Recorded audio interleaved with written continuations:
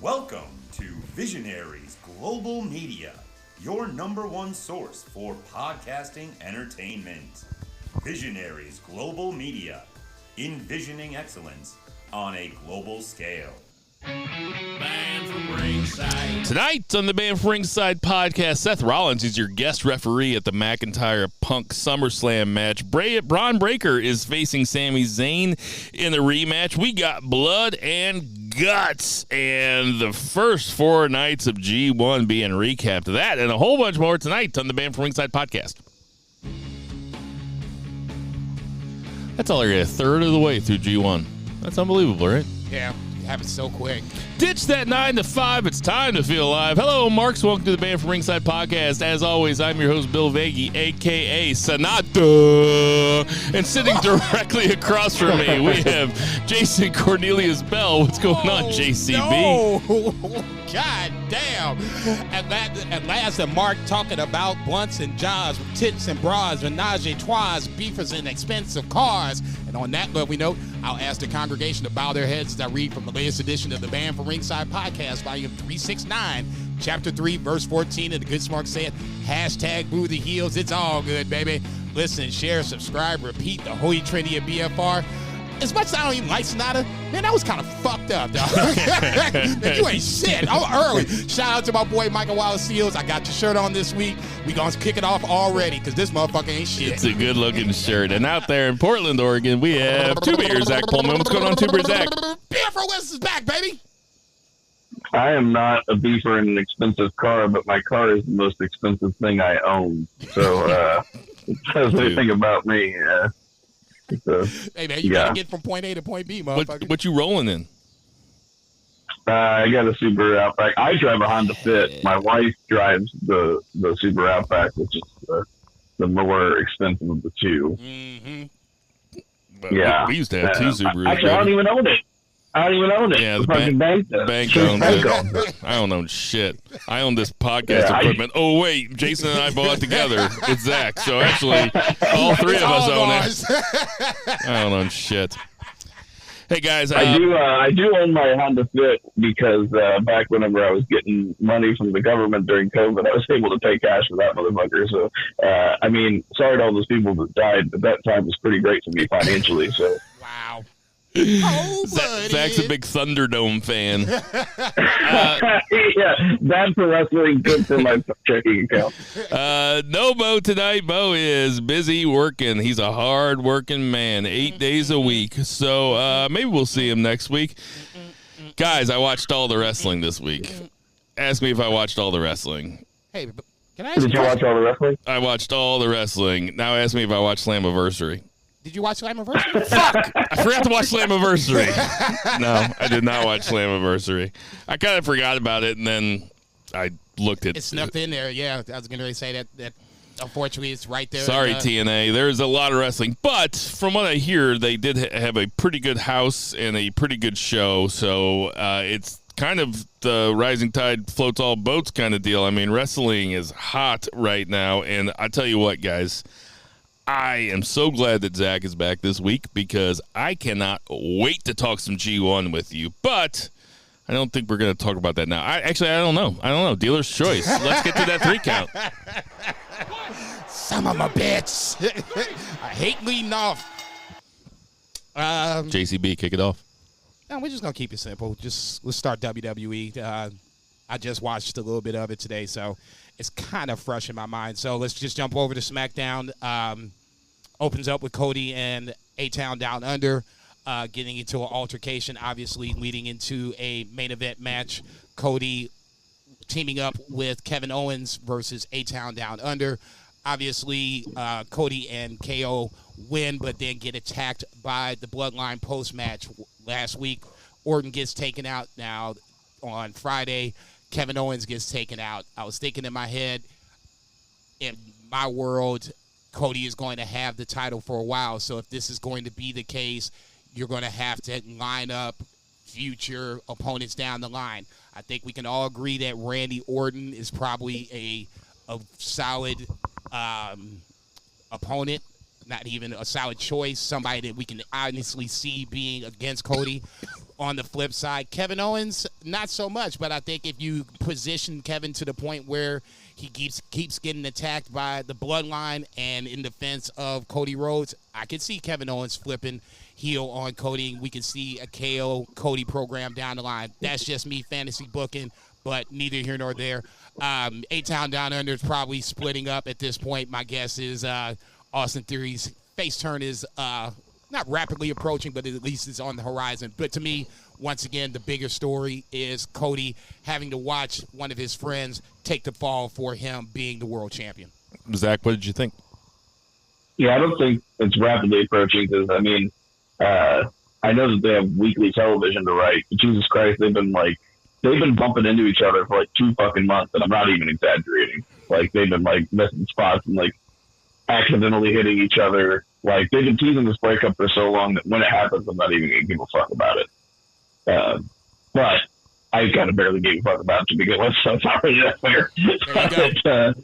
I do like your idea about KO. I think Randy's going to be first, but I could see KO. Like, both of them are conniving bastards that are better heels than faces, even though they're great at both. You can heat KO up at any time for a championship contender. When Mad Men used to be on TV, I was an originalist. Like, I started watching it right at the beginning, and I became kind of gatekeepery about it. And I definitely thought that people, when it got to like season 6, and there would be like kind of a down episode where not very much happened, people would be like, "That was a shitty episode." I'd be like, "Motherfucker, like, you're watching like the best show that's ever been on television. Like, you can't judge it on a week-to-week basis. They're telling you a story. You got to go with it." Okay, so right now, I said a couple weeks ago that WWE is as hot as it's ever been, right? And I still believe that. Like, I think that I thought about it when I wasn't high the next day, and I was like, you know what? Yeah, this is as good as WWE's ever been. But I'm about to be one of those guys. Because it's so good every week, this is a fucking Teddy Long-ass main event, man. Kevin Owens and Cody Rhodes versus A-Town Down Under. Just for fucking the bloodline. Just for the bloodline to come in. Hang on. Teddy Long is a classic for you facing The Undertaker or shit like that. But I'm saying it's from the era when shit would happen at the beginning. They'd be like, that's going to be a tag team in the main event. It's like shit that doesn't matter. It's just kind of, and I don't, it stands out so much because SmackDown's been so good. Cody kind of seems, I get it that they are setting up opponents for down the road and stuff, but it doesn't make for a particularly compelling segment of television, I guess. I'm just bitching it a little bit. I called you spoiled last week. I'm just acting spoiled right now. That's all. Okay, as long as you calling yourself Kettle. I'm calling myself. As long as you calling yourself Kettle, then we ain't got nothing else to say. Carmelo Hayes loses to Andrade. A little bit of a surprise. I thought Melo might get the dub here, but Andrade gets the win. Pretty good match. I like both guys. It was, like I said, for me, a bit of a surprise that Melo took the L. Not worried about Melo, but just disappointed, that's all. We had Nia Jax and Bayley have a face-to-face, well, not even face-to-face, but just they're barking at each other, building to their SummerSlam match. Like I said last week, it's about damn time we started seeing a little bit more of Nia Jax and Bayley against each other. We'll see more of that later on. Obviously, we'll see that. We saw that against Tiffany Stratton and Meechin wrestled later on that night. Obviously, Nia Jax in the corner of Tiffany Stratton. Bayley comes out, destroys the briefcase of Tiffany Stratton, that distracts her to allow Meechin to get the roll-up victory.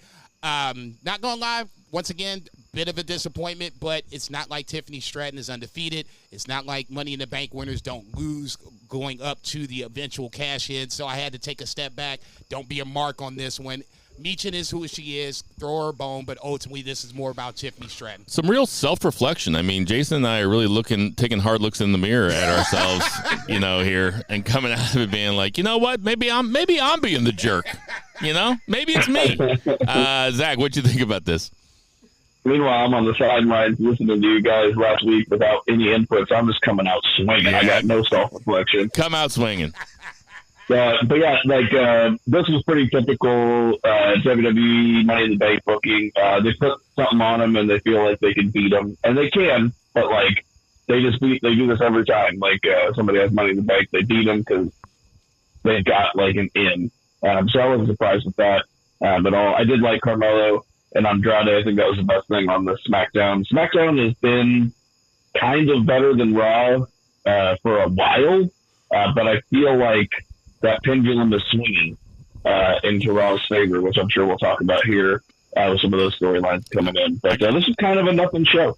I got to address that first and foremost. As good as the Bloodline has been, I think that Drew and Punk has been the hottest thing on television. And I think the Braun Breaker stuff. And live in Rio. And Braun Breaker has been fucking cooking. So I think Raw's been better as of late. You remember when Vince used to have champions lose on Raws and SmackDowns? Like, they would just fucking get pinned. Like, they would have non-title matches, and he would just have the champion pinned. You would never see the champion pinned on television today. I would. No, you're right. I would hope and especially in a scenario where it's a non-title match, you don't want that. You want to keep the champion strong. To me, that's wrestling 101. But ultimately, you see what he's trying to do. He being Triple H. I agree. With I'm just saying this all the way. For whatever reason, Tiffany Stratton can lose, but she still has the end. Once again, it just kind of stands out though because they don't do that with champions anymore.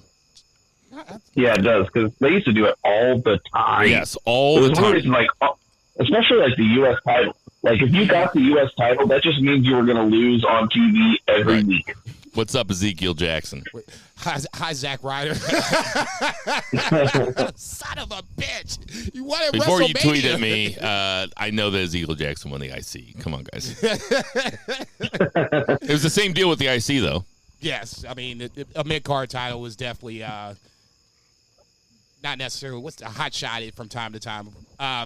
Backstage, Jade and Bianca looking for the tag team titles, bump into Piper and Chelsea. That leads into a Bianca versus Chelsea match. Not a great showing for Chelsea Green. I still think she has the glow from Money in the Bank on her, so I'm not even too worried about it. Bianca was supposed to win. She won. Nice little segment between LA Knight and Logan Paul. This is the reason why I was looking forward to the match. The verbal attacks from each other face to face. This is what I was looking forward to. For me, it delivered. What'd you think? I'm sorry, I was thinking about something else. Oh, Bianca versus Chelsea Green. No, yeah, that was good. Yeah, I liked it. Logan Paul versus LA Knight. Did you like that? I love the verbal interaction between Logan Paul and LA Knight. I loved what both of them said. I thought it was tremendous. What did you think, Zach? Oh, real good. And this is exactly kind of like Jason said, why I was looking forward to this feud, because they're both over with the crowd to a different degree, and they can both talk. And LA Knight is very likable, and Logan Paul is very hateable. This just, like, if you didn't put this match together, like, just screams easy. It's cake. Putting these guys together, it just makes sense. Did you like it, Jason? No, I loved it. I was going to say it's exactly what I was looking for, and then some. If there's anything that we can all agree about LA Knight is he can talk. Logan Paul, we can all agree that Logan Paul can talk and he can go in the ring. Yep. Now, at that point, we had the one common denominator is stick in hand and time to say what they wanted to say, and I thought they both knocked it out of the park. So it just, for me personally, it's a match I was already looking forward to. Now they just add a little spice to it. I can't speak for you guys. I know how you don't like LA Knight in ring, so we'll see what happens. We talked about Misha beating Tiffany Stratton, so Sikoa basically taunting Roman Reigns if he comes back. He's going to have to acknowledge me as his tribal chief. So let's just talk about it. We're 2 weeks. Oh, I'm sorry, not even 2 weeks. A week away from SummerSlam. Predictions are next week. Do you expect to see? We'll start with Three Beer first. Do you expect to see Roman on Saturday night in any form or fashion? I think they slow roll it. I think if anything, we get like Jimmy. And he took it from me. Oh yeah, like a babyface Jimmy, I feel like. Yeah, I don't think that Roman comes out at SummerSlam. I would hope he doesn't. I'm already on record. I want you to drag this thing out as long as humanly possible. If that means bring Jimmy back, I'm cool with that. Unlike A-Town Down Under, they can drag this out as long as they want to, and people will still care. This is just going to get bigger the longer that you wait. Agreed. I think that, yeah, I don't know. I think that no, I'm just trying to think if I would put the belt on Solo, and I think the answer is no. Right now, no. At SummerSlam, I mean. No. Yeah. Not ready. I think and this is not I guess I better pull out the Talladega Nights reference. I said with all due respect, we saw what happened with Trick Williams. I mean, we put the title on him probably a little too early, and now they took it off of him, and now he's back in chase mode again, which is not necessarily a bad thing. I don't necessarily think that Solo is ready for that. I don't think you can come up with a plausible scenario, bloodline fuckery, obviously, but even with that, I don't think the fans would accept that as someone they would say that could beat Cody Rhodes. That would be like, okay, we can move along. I think that would be an instant revolt. He's great to lead the Bloodline 2.0, but is he ready to lead the fucking biggest wrestling company in history at its biggest, peak? No. I mean, but he gets it sometime. Yes. Yeah, totally. Somewhere down the line, yeah.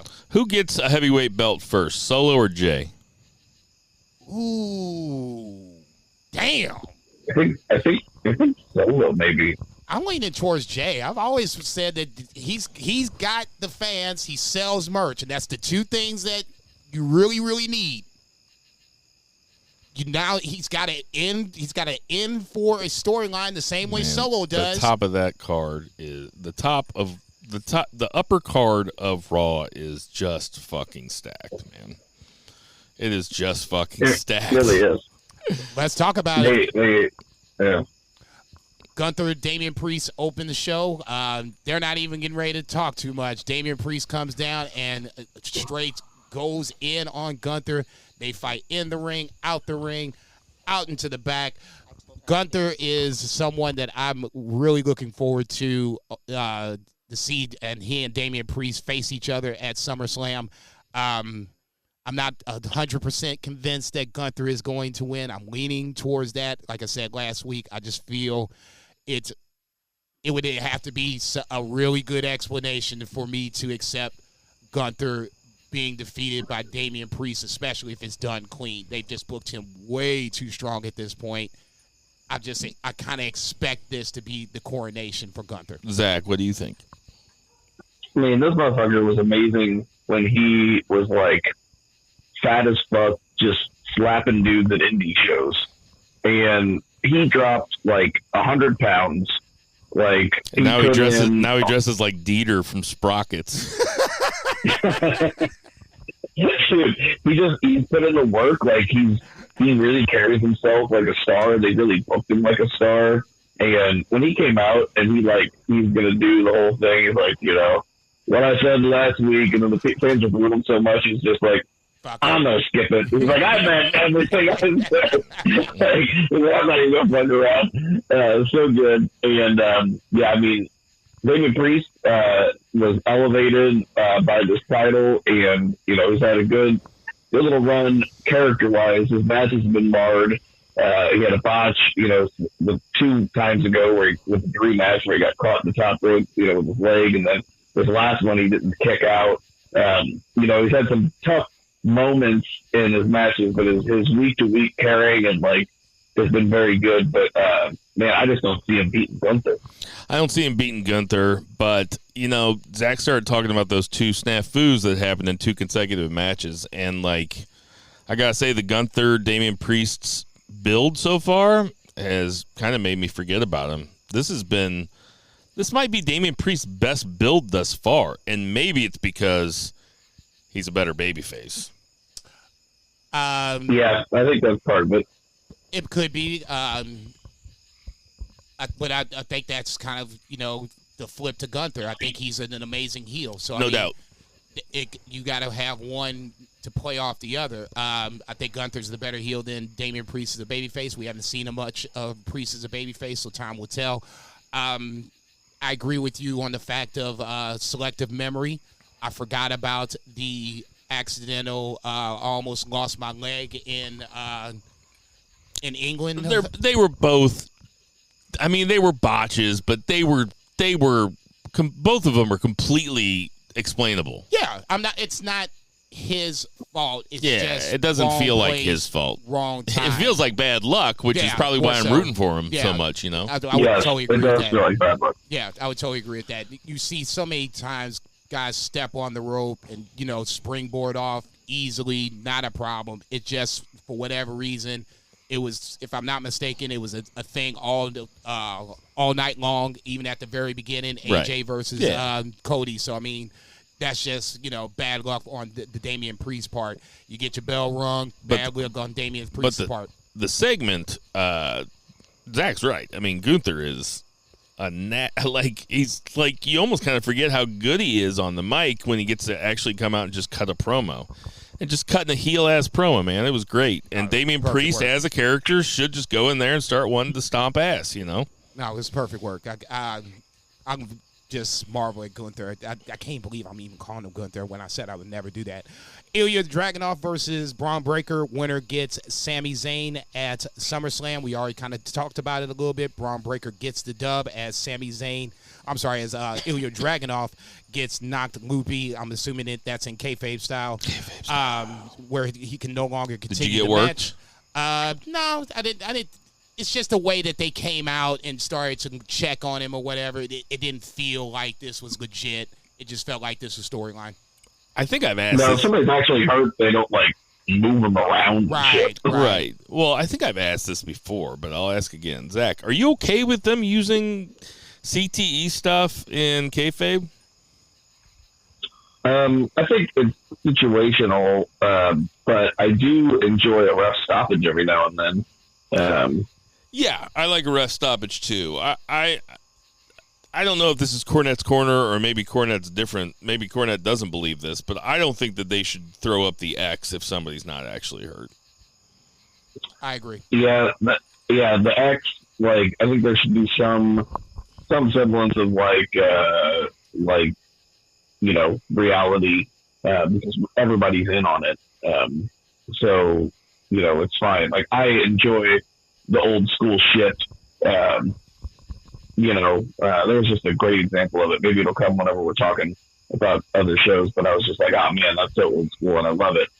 But yeah, I do. I will say, I don't have many unkind or pejorative things to say about Daniel Bryan, but him selling his fucking central nervous system and acting like he's gonna die in almost every match, and he's legitimately almost retired at one point. I feel like has been a little much. He does it a lot, no doubt, and it makes me worry for him because of his history. And I know that's why he's doing it.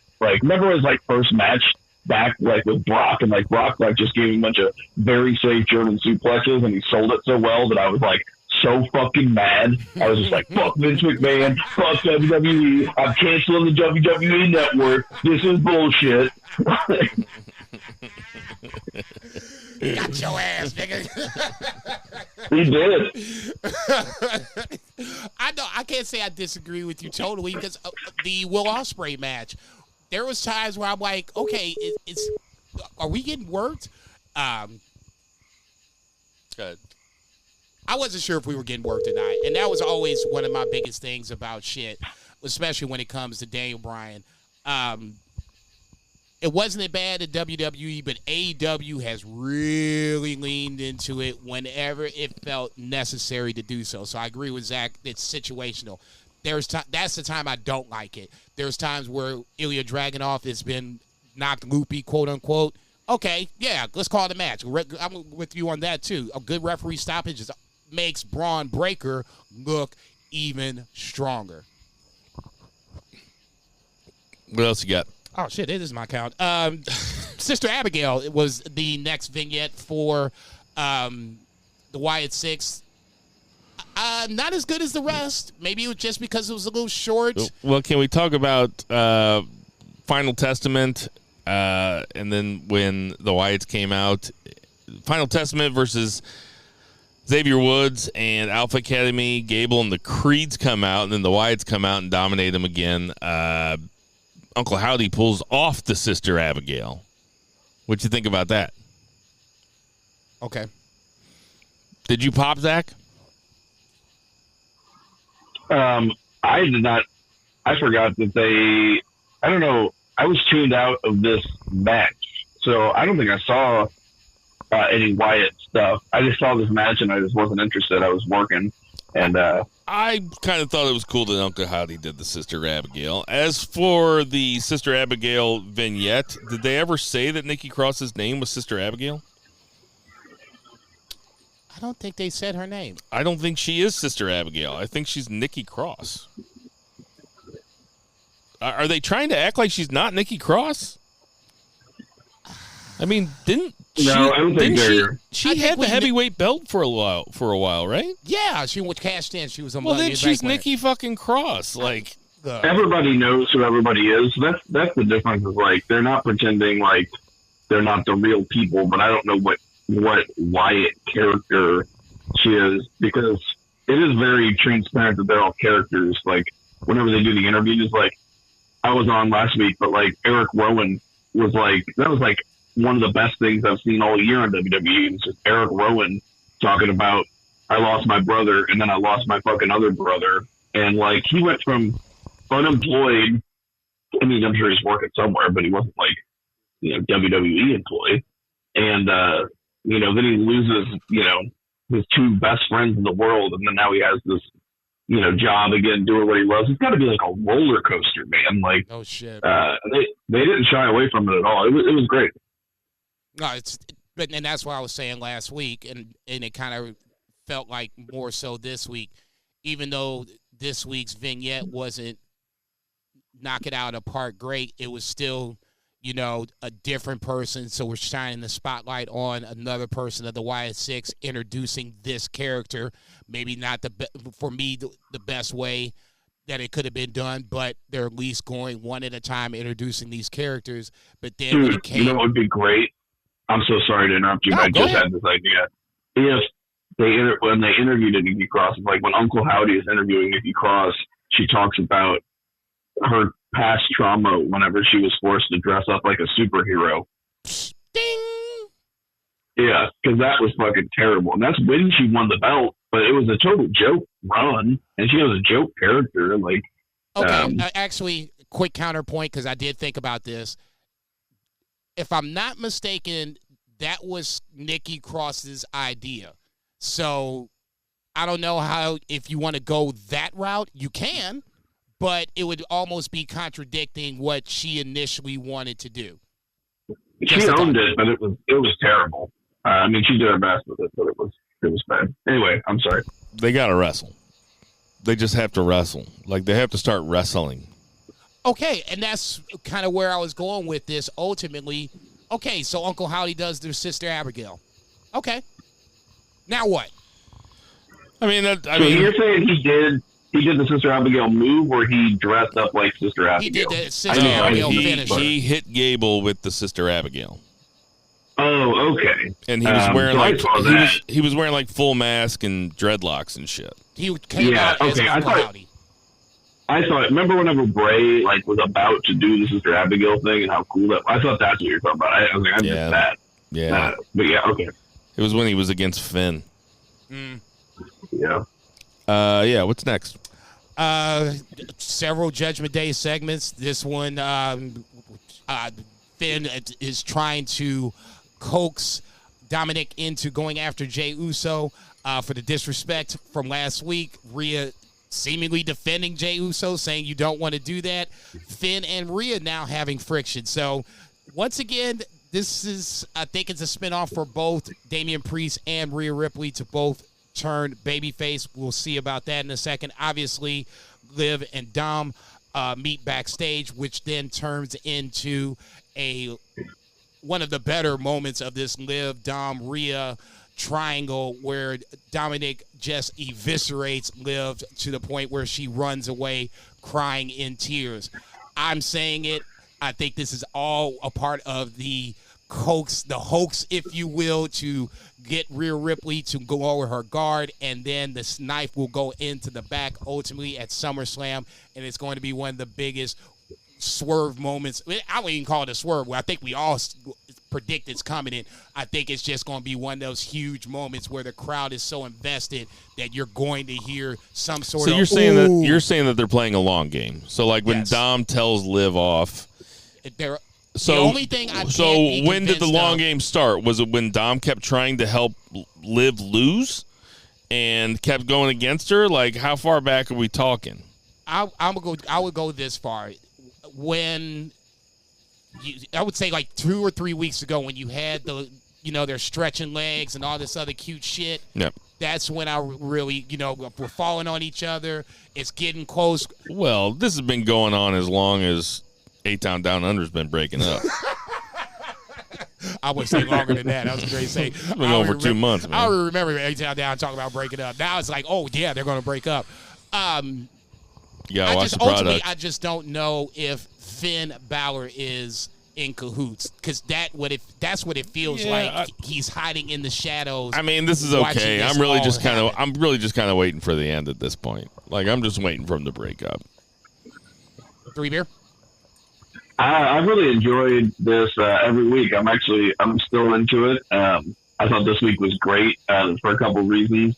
I loved Rhea getting upset whenever they wanted to she described like going to war. Like she's like with Jey Uso, and she's like, and now you got Sami Zayn pissed off, and that really kind of got them over as like big baby faces. Like it's like big, like they have a, like, hey, we don't want to mess with these guys. Like they're like the real fucking deal. There's such a weird faction because they have heels and baby faces in it. It's like, yeah, and I feel like they really kind of Rhea and Priest are both baby faces. Okay, that's a little fair. That's a little fair. Yeah, and it really, and you can see kind of like where the split would be if the split were to happen. And they even have it like whenever they're walking into the building, you see Rhea, and it's like Rhea's walking with Priest and like Finn and Big Head and like Carlito's in the back. I know, man. Who you saying Big Head is? McDonough. I forgot his name, but yeah, JD McDonough. And but yeah, and also I really enjoyed this, like just because I'm with Jason. I think they're going to swerve, and that's going to put even more heat on Dom. But man, Liv has played her, like she's really elevated herself, like by being in this, and like she's really stepped up. I know a lot of people were down on her last title reign. I was okay with it, but I wasn't like in love with it. This has been fantastic, and it hasn't been for work rate. It's just all character work. Agreed. And like whenever she told Rhea, who's really beautiful, guys aren't into girls like you, and then she like turns around with those fucking Daisy Dukes and says they're into girls like me, and I was like, holy fucking shit! Like she knows exactly what she's doing, and she's just very good at this. And Rhea is fantastic, and she's super over. I think this is really good television, and I think it's probably, I might have said it last time I was on, but like I think this is the most interesting thing in WWE right now, and probably the hottest angle, the ones that people between that and then also like Punk and Drew. This is where it's at for WWE right now. Jason's got something to say. I'm just going to piggyback on what you said and bring Jinder Mahal knowingly into this conversation. So Monday night, Jinder Mahal calls me. He's like, "Are you watching Raw?" And I was like, "No, I'm at the house. I'm feeding the cats. This is like 9:00." So the segment was going on. And he was like, "Oh man, you missed it." And he started to tell me about the segment, turn around, the Daisy Dukes on or whatever. Ultimately, the moral of this story is that is a preview of what is going to happen when they go over to Netflix. It's going to be a little more racy. It's going to be a little more spicy. That is going to unprofessional bullshit. As might as well be, but it is the precursor of things to come. That is the tip of the iceberg. Yeah, things are going to come. That's the tip of the iceberg, and Liv Morgan is going to. Can't believe I made that joke. It's the truth. That's a Zach joke. It is totally a Zach joke. Liv Morgan is starting to open the door to the internet. Oh, no, I'm sorry, the Netflix era, if you will. I mean, I just thought that we'd get the occasional F-bomb on Netflix, and I was good with that. You know, I'm kind of with Bill. I know he said it before, like, if I want to watch porn, I'll just watch porn. You know, if I want to see, like, scantily clad chicks. Now, Liv Morgan's, like, legitimately, like, in person, one of the most beautiful girls I've ever seen, like, in person. But, like, I don't know, I'm not going to complain about it, but, like, there's certain things about the PG era where, like, I wouldn't be embarrassed if you walked in and I was watching, like, modern WWE, but if they started doing some, like, risque, like, sex shit, like, I might be. Depends on how they handle it. But yeah, I don't think that's. I think they make a lot of money with children, and I don't think they're going to get any more racy than they did the other night. I got no opinion about this. I got an opinion about it, but I ain't got no opinion about it. I think what they did the other night is about as racy as I would want the product to be because it's suggestive, but like it was excellent. I thought it was a great segment. Okay. And I mean, like if Rhea wants to show her tits, then yeah, I'll totally watch. Yeah, that's great. Yes. I'm with you, Tenenbaum Hall. We on this hour maybe by ourselves, but I'm with you, motherfucker. Obviously, let's talk about the aforementioned Sami Zayn and Jey Uso. Sami stops Jey from getting attacked by Judgment Day, which leads to an ultimate, once again, Teddy Long main event, as Bill so aptly described. Sami and Jey Uso versus Finn and JD McDonough. Another Teddy Long-ass main event. You're right. Hey, look, you're welcome. Obviously, Finn and JD McDonough lose this match. Is this a precursor of a Sami Zayn, Jey Uso tag team? No, but I think it's a precursor to Survivor Series or something. Yeah, I think it's War Games or Survivor Series.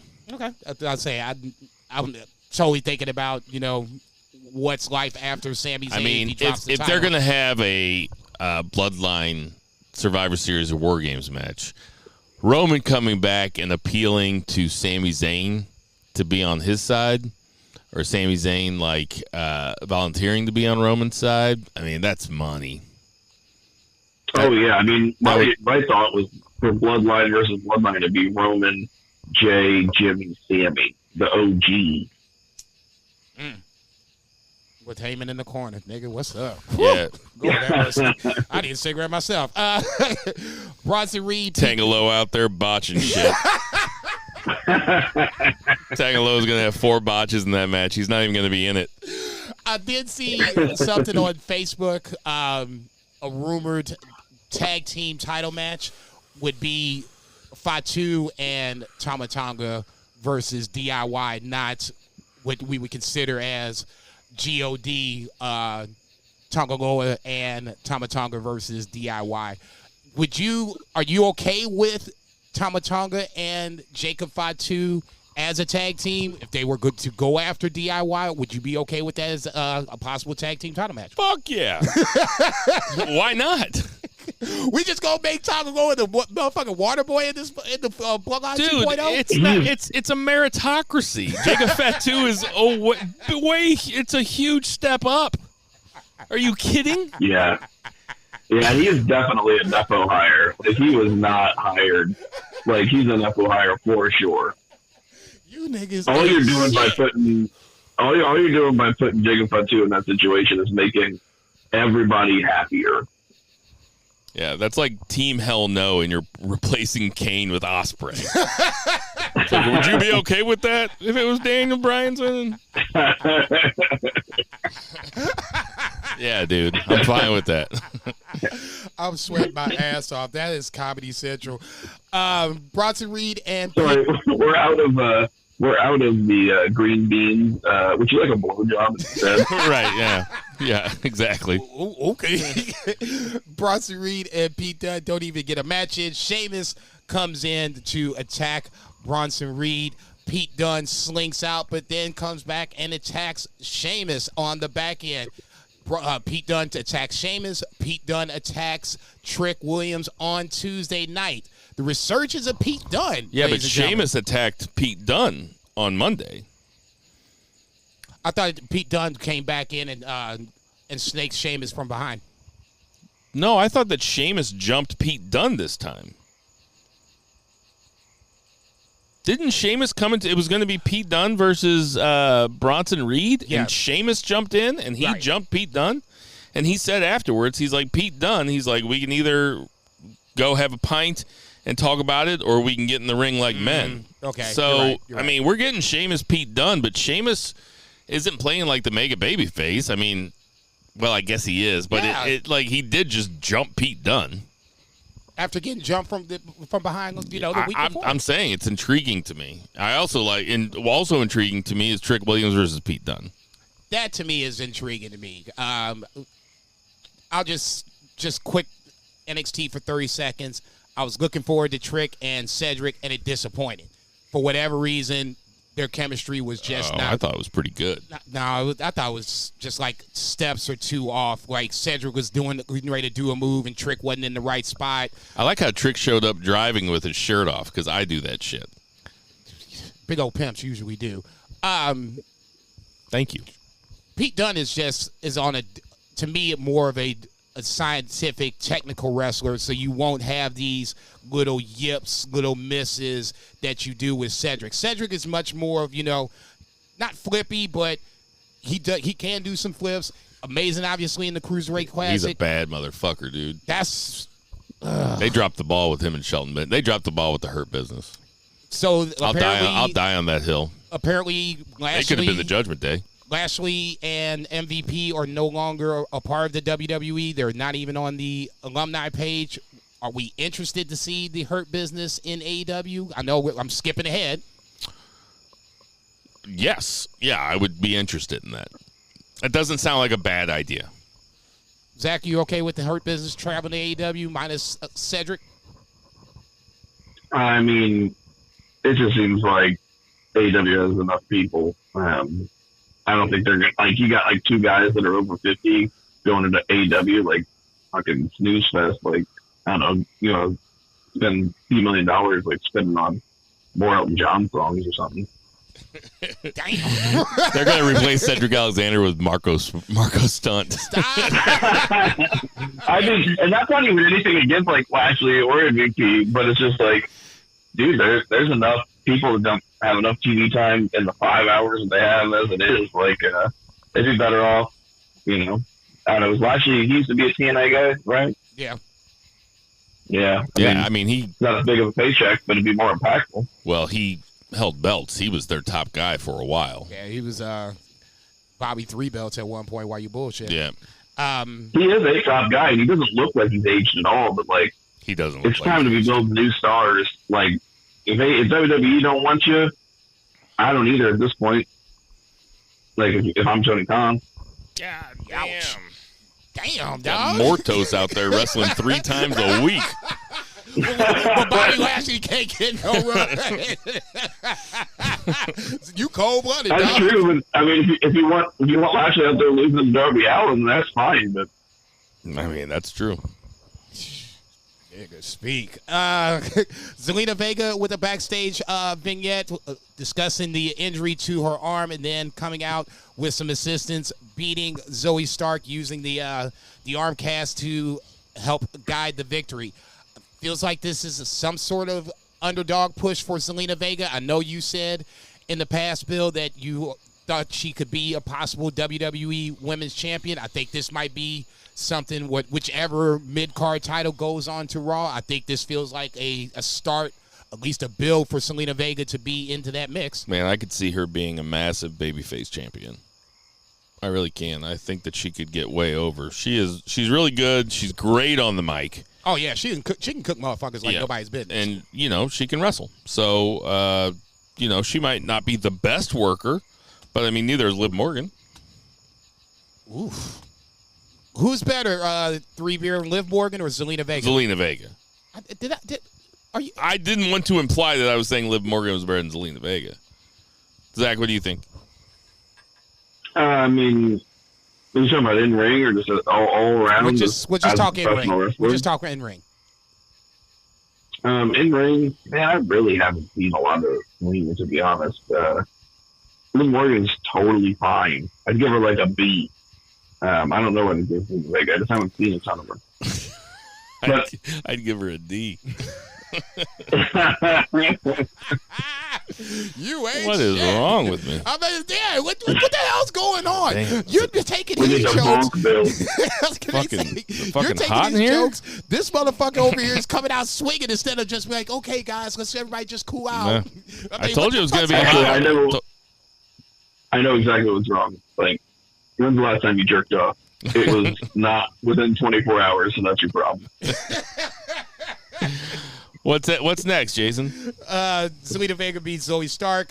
You had Woods and Drew. Actually, we need to take some steps back. Yeah, I know. You skipped over Punk versus Drew. So obviously, yeah. I was like, let's talk about this and move on. Punk comes out to call out Drew McIntyre. Drew eventually shows up, says he's not ready to get into the ring at this point, even though Punk is now medically cleared. Adam Pearce comes out, makes the match, says that if either guys touch each other, they're basically out on the street, fired, if you will, but he does have a trick up his sleeve. Seth Rollins is announced as the special guest referee. So obviously, Seth Rollins has some friction between him and Drew and himself and CM Punk. Which has more friction? I'll let you tell it. Bill, you can talk about the segment, or you can talk about what you think is going to happen at SummerSlam. I have no idea what's going to happen in SummerSlam, but I got to guess. But I'm pretty cool with Seth Rollins being made the special guest referee of this. It prolongs the hottest feud in wrestling, and it it makes sense. All three players have something to gain and something to lose. It's a big time. It's one of those SummerSlam matches that you'll look at in a few years and you'll be like, oh, yeah, that was fun. He was the special guest referee. When is a special guest referee involved in the feud never worked out on a big card like that? When does it never work out? Mike Tyson, I guess. But I think that worked out. But, yeah, not in the match. But, like, HBK and the Taker Triple H, fucking money, dude. Yeah. That's good shit. So I'm looking forward to this. HBK with Bret Hart and Steve Austin. Yep, that too. What you think about this, Zach? Segment wise, like, I don't know, like I almost called him Pierce Morgan. Adam Pierce. Adam Pierce threatening to suspend people is like the boy who cried, "Stop it!" Like, I don't know, we've had some suspensions, but. I am into Seth Rollins as the special guest referee. I do think, even though he's very over, and I mean, he's great. He's one of their biggest stars, but like, I'm so fucking over this like dancing Seth Rollins gimmick with the stupid fucking outfits. Like, dude, CM Punk's out there just trying not to laugh at this fucking idiot. Like, he's out there with like a fucking shirt that just like a pirate shirt with just arms. It's like got only no back, but it's like it was fucking nuts. Like, and it's not even like in the top 10 of the dumbest fucking things I've seen him wear this year. No, I got no issues with Seth Rollins' wardrobe. It's funny, but like as a character, like the thing is like, I want to take him seriously, and I can't take him seriously. Like, he is, maybe whenever he held the title and he was like performing and working every single week, maybe it's because he's just been out and hurt.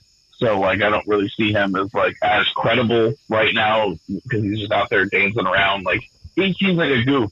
Drew and Punk seem like two guys who legitimately hate each other and like they want to do business and like, they want to, like, they know that they have the most money match in the company, but they also fucking hate each other. And, like, kayfabe style. But, like, Seth Rollins just seems, like, so ancillary to this. He's in the fucking cup chair in this fucking feud, you know? What do you think, Jason? Seth Rollins is eating some popcorn and shit. I love that the cuck chair has become one of the most enduring bits. That motherfucker just comes out every now and then. You ever drop a cuck chair joke out in the wild, like not on the podcast? People look at you like, did you write that? Yeah, I dropped it like 2 weeks ago, and then I had to explain the logistics of a hotel room and the etymology and the cosmology of the hotel room cuck chair, where it sits in relation to the other furniture. Oh, that's great. I'm fucking dead over here. Love the segment. I think honestly because Seth has friction with both guys, it's the perfect guy to have for the special guest referee. Obviously, Drew has assaulted referees in the past. So in Adam Pearce's mind, you need somebody to, quote-unquote, maintain law and order. Now, all that being said, Seth Rollins ain't going to be able to create the law and order at that point because he's going to have beef with both of these guys. No, it's going to be sports entertainment to the fucking max. Yes. And they've been booking sports entertainment really well for the last year or so. So fucking give me some sports goddamn entertainment. Let your freak flag fly. If there's a swerve at this point, I think this will be the biggest swerve of the night. Does Seth Rollins get involved in the match? Man, so I'm going to be glued to my fucking seat during that shit. Oh, yeah, I can't wait. It's going to be so fucking on. It's going to be good. SummerSlam is set up to be a really good pay-per-view. Minus, I haven't seen the tag team match yet. That's the only thing I'm looking to see if there's anything like that. But outside of that, it's all single matches, but they all got some sort of intrigue to it. Obviously we'll be doing predictions next week, but do you foresee Breaker beating Zayn? I don't see how you not do it at this point. You can't. I mean, you can, but Zach? Logic says you probably shouldn't. Yeah, I mean, you called it with the. I know you weren't on the prediction show, but like you had called it before, and you're like, I think Sammy beats him at SummerSlam, and then, or Sammy beats him at Money in the Bank, and then Braun wins at SummerSlam, and I think it was a sage prediction. Yep. I totally would have forgot I made that prediction. Thank you. Way to go, Zach. Thank you for reminding me. Let's get to that. I will ask you a question real quick before 2 count. Sure. Which would you rather have a special guest referee in? Would you rather have Seth Rollins, or would you rather have Dominic as the referee in Leah Riz? I mean, my hair's getting ready. Which one would I rather have? Oh, Jesus.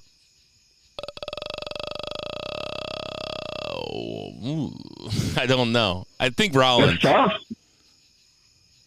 I'm leaning towards Dom and Dom being the special because I'm just such a Dom mark. I have been for a while, especially. I mean, this is gonna get really dorky, but like they can get to wherever they're getting with the Dom, Rhea, and Liv thing without him being special guest or referee. Probably. It wouldn't. Because he'll be ringside regardless. Exactly. Yeah.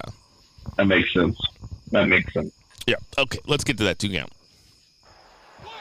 Still love to see Dom getting pulled on both ends.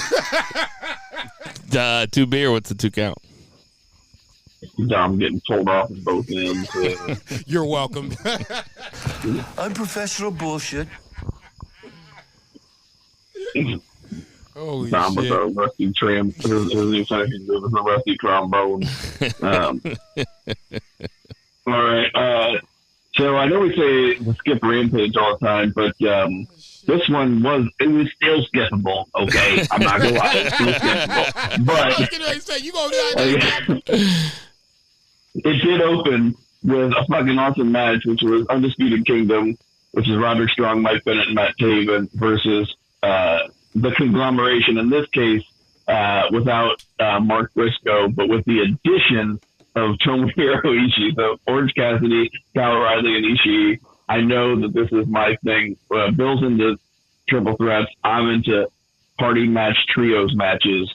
But this was 100% like if we had to trade Takeshita to the G1, which is a bonus, and we get Ishii like just on every Friday and Saturday night, it seems like that's a great thing. This was fucking fun as shit.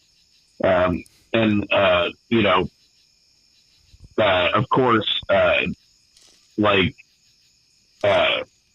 I'm trying to remember who won. Who won this match? The conglomeration actually won it. I was going to say, of course, the United Kingdom won, or United Kingdom. I'm Mark Briscoe now. The United Undisputed Kingdom, but they did not. Yeah, that's why I was getting flustered. So yeah. Anyway, doesn't matter. It was just a fun match. It's leading towards Roddy and Briscoe for the pay-per-view that tens of people will enjoy next week. Man, it's a lot of wrestling. Zach said this program was skippable, and I skipped it. I told you I watched all the wrestling. I fucking lied. I didn't watch this or Slammiversary. Yeah. Did you watch it, Jason? Unprofessional bullshit. Yeah, I'm too far. Did you watch it, Jason? Yes, I watched it. Ishii being in any match is, for me, a must-watch match because I miss him in the G1, so I didn't even think of the Keshta for Ishii trade until Three Beer just said it. It feels like it is, and I'm down with it. A little surprised that the conglomeration won, but you know it is what it is. Just the Undisputed Kingdom is just floundering. I mean, without Adam Cole, baby, it just feels like just another faction, and that shouldn't be the case. Yeah, and you know, there are all three of them. The three existing ones are great. Like they're really, really great professional wrestlers. So, but you know, there's a lot of guys out there. And then bookended, there's some stuff in the middle, but whatever. Bookended, there was a Lucha Brothers versus Private Party match. It was pretty good as well, and Lucha Brothers went over for that one. So, Saturday Night Collision, though, this was the kickoff to what do you call it? Like kind of like a residency, I guess you'd say, in an esports arena in Arlington, Texas. They're going to be there for like 6 weeks. I thought the show looked pretty good. It was kind of like NXT or old ROH vibes. It was just like one level of like chairs. It was kind of like an indie show, and indie shows are awesome. Like as far as like, I've never had a bad seat at an indie show. And this was like an indie show with like fantastic production value. So, but it kicked off with Darby Allin versus the Beast Mortos, which would have been one of the greatest indie matches I'd ever seen in my life if I was there. Yeah, this was, you know, Beast Mortos, formerly Toros, just a fantastic base, and Darby Allin, just a little guy just bouncing off of them, but gave the Beast Mortos a shitload, but there's no way that Beast Mortos is going to beat Darby Allin in any sense. But he did not. Got him with the coffin drop after this fucking crazy like avalanche crucifix bomb. Like that was nuts. But Darby cut a promo that people said I wasn't going to be able to walk when I'm 30. I'm 30 and I feel great. He's going to be in Blood and Guts, which is his first Blood and Guts match, which is actually kind of crazy. Right. Seems like he's built for it. But yeah, more to come. More to say about that. Did you guys watch this? What did you guys think? No, I watched it. Mortos, a.k.a. Black Taurus, just the aforementioned TNA. I watched him in TNA. I always thought he was, you know, a bigger luchador, I guess, for lack of a better term, because that's what his style feels like to me. More times than not. 100%. Yeah. And you just don't see guys his size. Gringo Loco, we'll talk about him down the line. Guys their size don't usually do those sort of moves. So in that scenario, it was cool to see him not even trying to keep up, but keeping up with Darby Allin. But you're right. Ultimately, at the end of the day, Darby Allin was going to go over. Not the huge surprise by any stretch of the imagination, but this was a really entertaining curtain jerker for sure.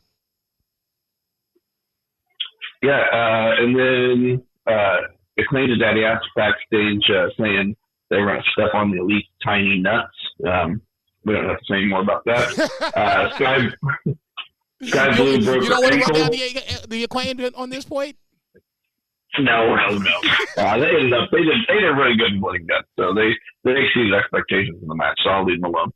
But go ahead. No, I was going to say I was thinking about that today. I watched it the second time just to make sure I didn't miss anything. And one of the big takeaways from it was the Acclaimed, more so Anthony Bowens, really felt like he stepped up to the moment where you knew it was going to be violent and you were waiting for them to come out because they felt like they were the one sore thumb out of all 10 of these guys. These two felt like they didn't have much to add to the match. Anthony Bowens really stepped up to the plate as far as I was concerned in Blood and Guts, but we'll talk more about that in a minute. Yeah, totally. And then Scott Blue and Hikaru Shida was short-lived. Hikaru Shida did a high cross body over the top rope, and Scott Blue collapsed and broke her ankle. That's a bummer. Sorry about Scott Blue.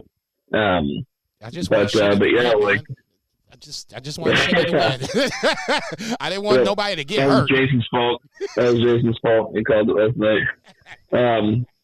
Lance Archer was backstage beating the shit out of a whole bunch of people. I don't know why Thank you. He said it was time to remind everybody who he was.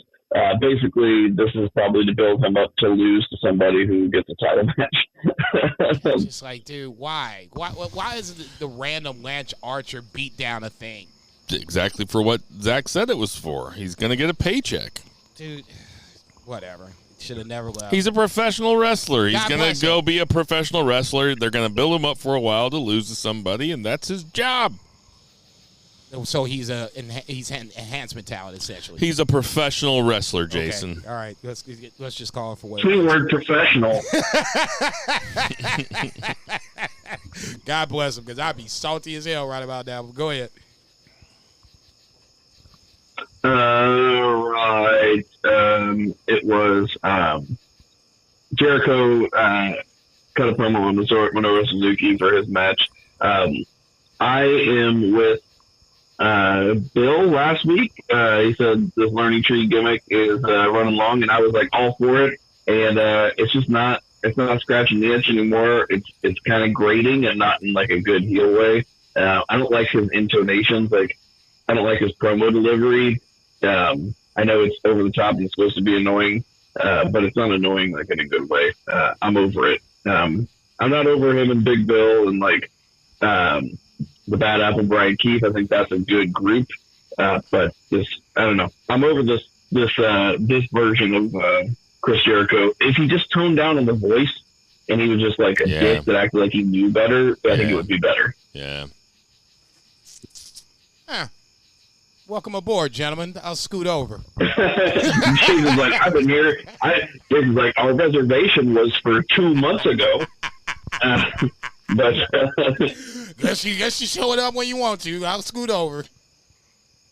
Race X versus Tony Nese. This is the kind of stuff that you expect to see on AEW. Just a fun match that doesn't really amount to anything.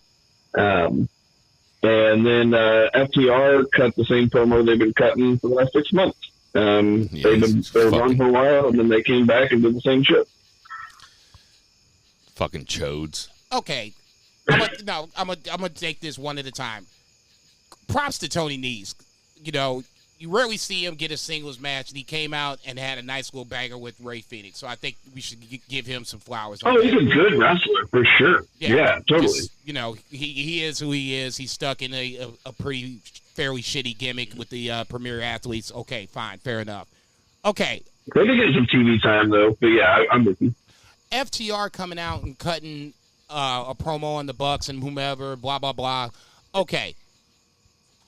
I'm waiting for the Bucks to at least defend the titles. At this point, they've had them for a little bit. They lost to the Acclaimed in the title eliminator match, and we haven't had anything from that. I mean, were we just supposed to wait for this to happen before FTR and other tag teams decide they want to throw their hat in the ring? Fair. It's the same team, but damn. At some point, the Bucks need to defend the titles. They've had them for long enough to. I didn't even think about that, but you're absolutely right. They shouldn't have the titles right now because they have a thing going. They could be telling a story between two other guys. You can have the titles, but just have them. At this point, I'm waiting patiently, not even patiently anymore. They have so many tag teams though that could be cool. Fine, have the Bucks beat Private Party. Okay, Private Party was honestly, one of those I want to see Lucha Brothers get it again. Okay, have them. I wouldn't even be sick of that. I guess my point is this: yeah, maybe the tag team division should be a lot better. The Bucks need to be defending the titles at least once before the Acclaimed and or FTR, and we haven't seen that.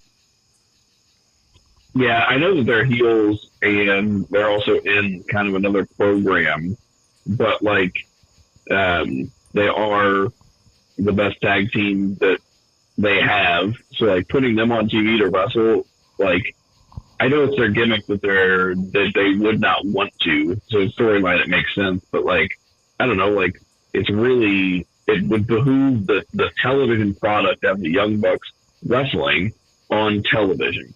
That's why I think that they're probably going to do FTR Young Bucks again. That seems to be the kind of, FTR calling out the Young Bucks. Even though the Acclaimed beat them and they're due a title match, they'll probably get that on a random Dynamite or something, maybe even next week. But FTR is probably going to beat the Bucks for the titles at Wembley, and then, they'll at least defend them on Collision every week, because FTR, like in Collision, is kind of like their show. Go ahead. I don't want to see FTR versus the Bucks again.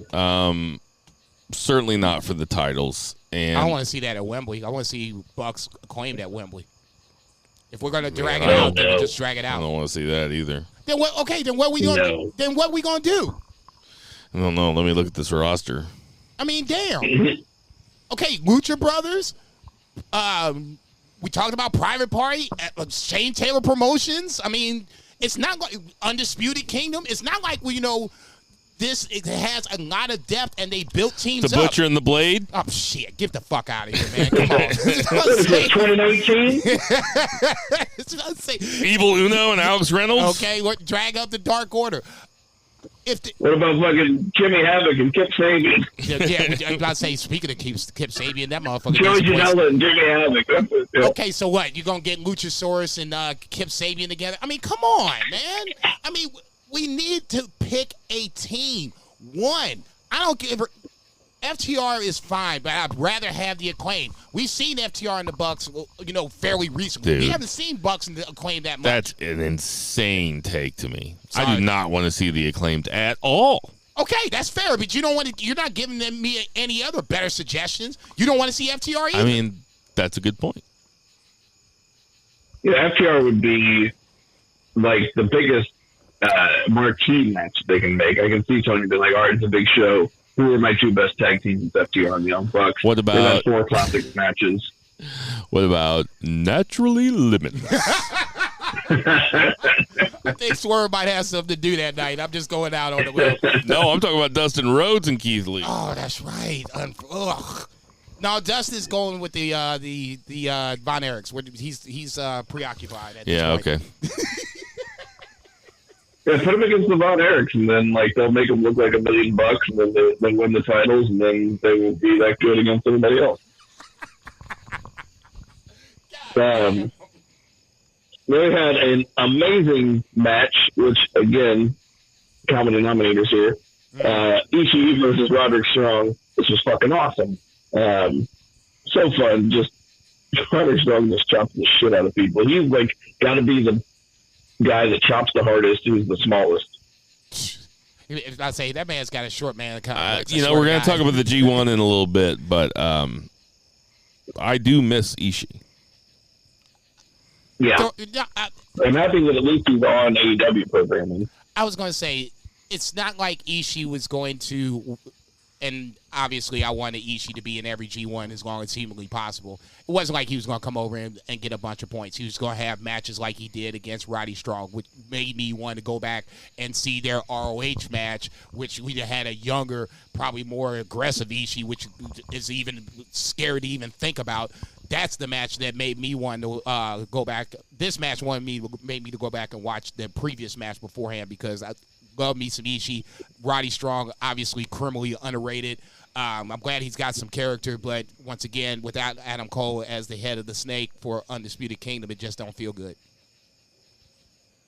We had the debut of Hologram, formerly known as Aramis. If you remember, he had a big feud with Ricardo Walker in the 90s.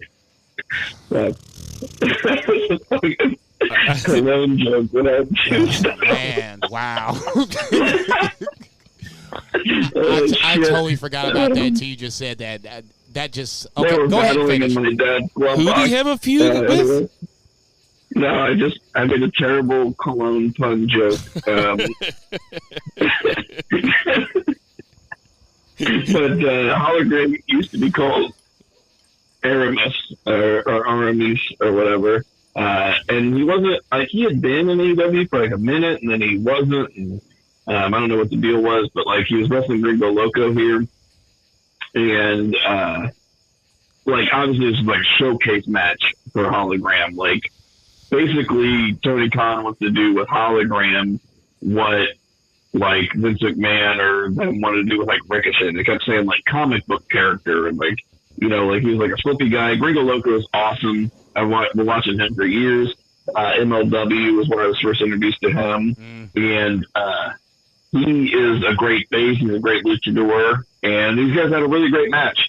It wasn't anything that you haven't seen before, as far as, like, you know, we see a lot of flippy stuff, but it was very impressive. I don't know if this is going to set the world on fire, but it is fun television, and it's something that kids can get behind, a masked guy, and maybe we find they have a luchador that isn't going to lose every week in AEW.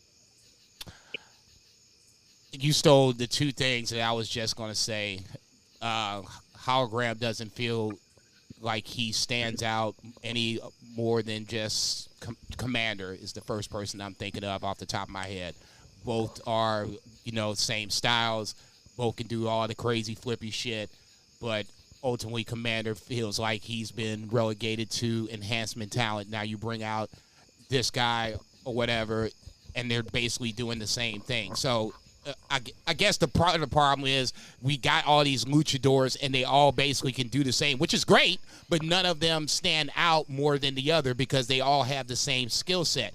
Then you take on the fact that now they're poorly being booked. Now they're just basically luchadors that are failed to not succeed. I think that's the exact point that I made about this a couple weeks ago, is that if you put masked guys on TV all at the same time, don't really make an effort to differentiate any one of them from the other one with a story or something, then it really fails to get any of them over.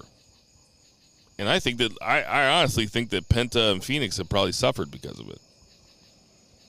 Oh yeah, probably more than anybody else. Really? They were special when AEW started. They were special. Phoenix still is. No doubt. This is not commentary on their ability. Okay. This is a commentary on how over they are. Well, yeah. Okay. Yeah, and it's the thing is, like, just like I said, you know, they feel like they can beat Tiffany Stratton because she's got money in the bank. Like, right. Literally, like, Tony Khan feels like he can beat Ray Phoenix every single time just because he's that good and he's got the mask. Like, he beats, like, Commander. Like, he's just like, yeah, okay, you're just going to be out there and you're going to lose and you're going to be awesome every time, and, you know, people are going to love you. I hope that when Bandito comes back that they don't do that with Bandito as well, because he was about to get that treatment. Then he's been out with a broken wrist for like a year. I don't know. It's just wild. Spoiler alert: they are going to do the same thing with him. Dude, don't, man. I'm trying to be nice to TK, man. Don't make me get snappy, okay? Gotta keep it real. Come on, man. Bandito's the shit. Gotta keep it real. I'm an AEW sexual, but I'm keeping it real. I've said like 10 terrible things about them. This is count. Yep. I ain't even seen Dynamite yet. Yeah. We report, you decide.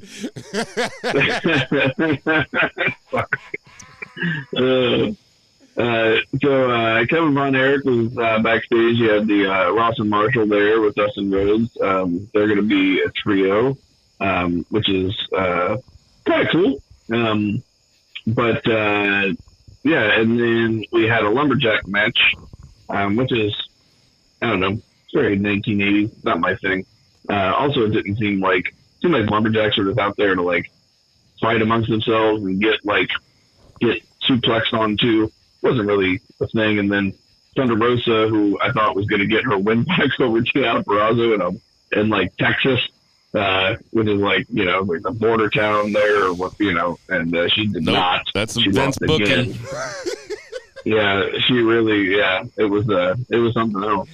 But I don't know. Do you guys have anything to say about it? I don't know. That's all I have to say. I got nothing. It was fine. Surprised that Purrazzo won. Tyra Valkyrie with the assist. Sure, that's not going anywhere, but you nailed it on the head. The lumberjacks or Jills, whatever you want to call them, were not doing their.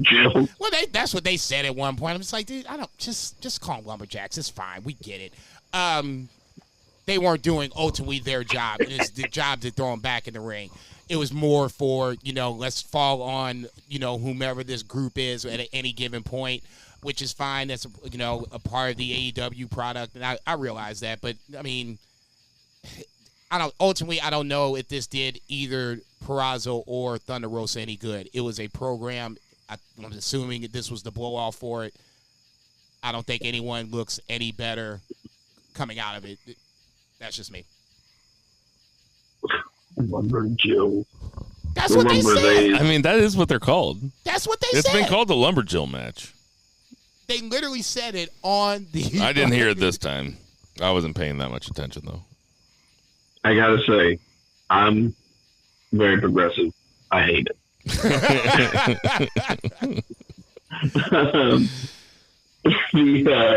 And then we had, this is some fucking shit.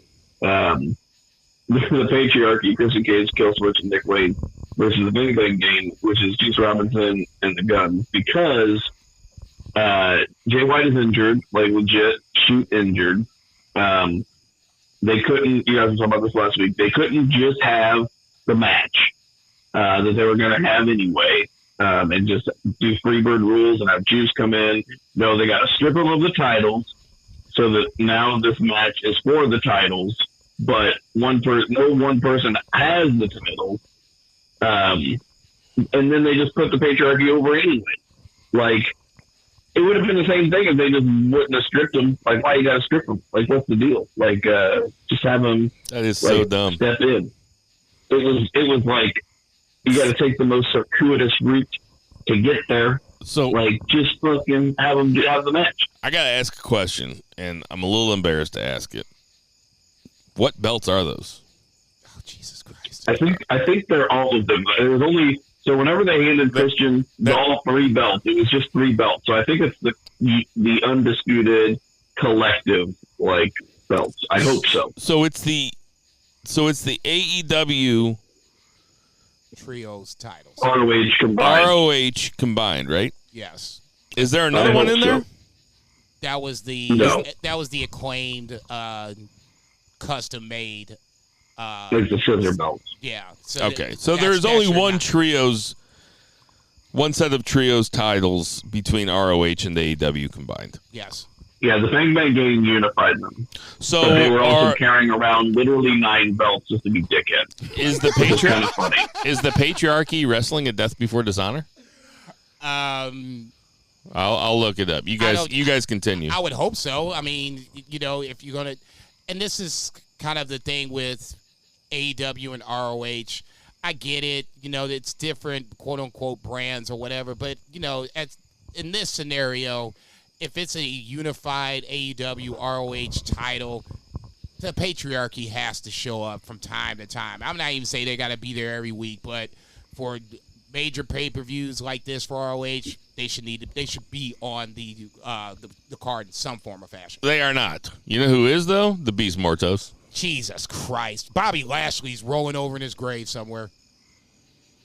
Ooh, this is so anyway, that was Collision. And then Dynamite. So Dynamite opened with Alex Marvez. I know, you're like, all right, what are we going to open with? We got to think of the coolest thing in the world to get all those people that were watching whatever they were watching on TNT to continue watching with Alex Marvez. Your biggest star. Stop. Yes, your biggest star. He was out there, but he was about to interview their biggest star, which is Will Ospreay, and trying to get the scoop after his loss to MJF. And this is what I was talking about. It was very old school. Was the one thing that was very old school was the heel slashed the babyface's tires, and he can't get to where he needs to go. Or he's going to be late. But this was pretty funny. Ospreay realized his tires were slashed. Asked Marvez if he had a car, and he's like, yeah, it's right there conveniently. And they had like a whole sight gag with like Marvez throwing his bag, through the back window, which was conveniently down, and then getting in and asking Ospreay if he's ever driven in America, and he says, nope. And then Marvez like screams into the microphone and they speed off. It was pretty good. Pretty fun. But that was opening up with MJF. Made his ring entrance. He had cheerleaders. He had a suit on. Basically called Ospreay a gutless coward because he wouldn't do the Tiger Driver.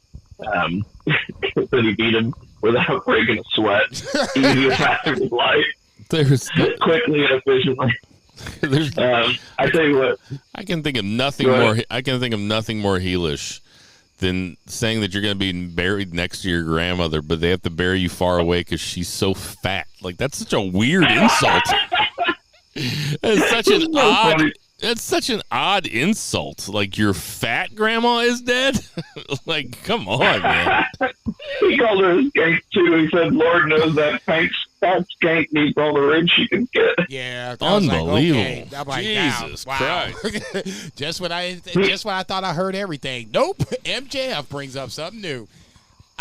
Dude, he said all this, and I was like, I loved MJF as a face, and then I was like, holy shit. He is so much better as a heel. Yes. This is so good. It's not even close. I'd say I'm glad we saw the face run. It was cute. It had its moments. I'm sorry. Don't ever do that again. There's no reason in the world for MJF to ever be a baby face as far as I'm concerned. Adam Cole, baby. The thing is, it's going to have to happen sometimes. Like, heels have to turn babyface if they're good enough, because eventually, the people come back to him, and it'll happen again. Okay, he did it. From my perspective, I don't want him to do it anytime soon. How about that? Only thing I didn't like about this whole thing, this fucking belt. It's bad enough there's 15 of these motherfuckers running around. You can't have a design like that. That shit was ugly. Ugly as fuck. I think that's the point, though. I'll go on record for the 100th time that I do not give a fuck what belts look like. Shit. Just do not care. It just doesn't even register in my brain. Shit. I never even think about it. Shit. My first thought was, they're doing this to make him an even bigger heel at Wembley, and that's Obviously. smart. So, yeah, I know, but, I'm cool with it. God awful. I got to say, the way a belt looks is probably 80% of how I feel about it. I mean, I know we've talked about this before. That's unbelievable. This colorful tapestry of life. When Swerve came down in the main event and was wearing the title, that motherfucker was, round his waist, looking good, made him look good. I was like, shit. You could show me 3 tiles, I wouldn't be able to pick it out. Jesus fucking Christ. I swear to God. Unless it says AEW on it. Even then, I'd be like, well, I don't know. Who's the champion again? Go ahead, here. But yeah, I think the point of the belt being ugly is to be a heelish, because it was funny because he did all this and dropped fucking he pulled it off, and it's supposed to be because he's a big heel. It's like, I got this ugly ass belt. I'm replacing this very beautiful international title. It's actually been pretty decently renowned as far as there's so many belts in AEW, but that one's held a good amount of prestige. It's like Orange Cassidy, John Moxley, Ray Phoenix for a brief minute, the concussed John Moxley, and, Will Ospreay and JF. Start out with Pac. It's been a good lineage. But he pulls off this fucking ugly ass belt, and fans just start chanting, USA, USA. And granted, they're in Texas, but brother, no, I don't think that's the reaction. No, they were in Nashville, right? Yeah, it was Nashville. It's Wednesday. Well, I think. Yeah. But yeah, he'll get it over. Yes. And I texted you guys and I said this belt looks like it got a DUI on its way out of DC on January 6th, and that's accurate. Shit. You ain't even lying, boy. I could totally see somebody rolling around that motherfucker on January 6th like, what's America? Walking through the halls of Congress. Somebody had to be wearing a belt, right? Somebody had to have a fucking replica. Yes. The U.S. title. Oh, yeah. Something. U.S. title belt, yeah. Somebody was running around that mess with a title of some sort, yep. U.S. or otherwise. I'm telling you, there's no way it was not wrestling. It was Elizabeth Warren.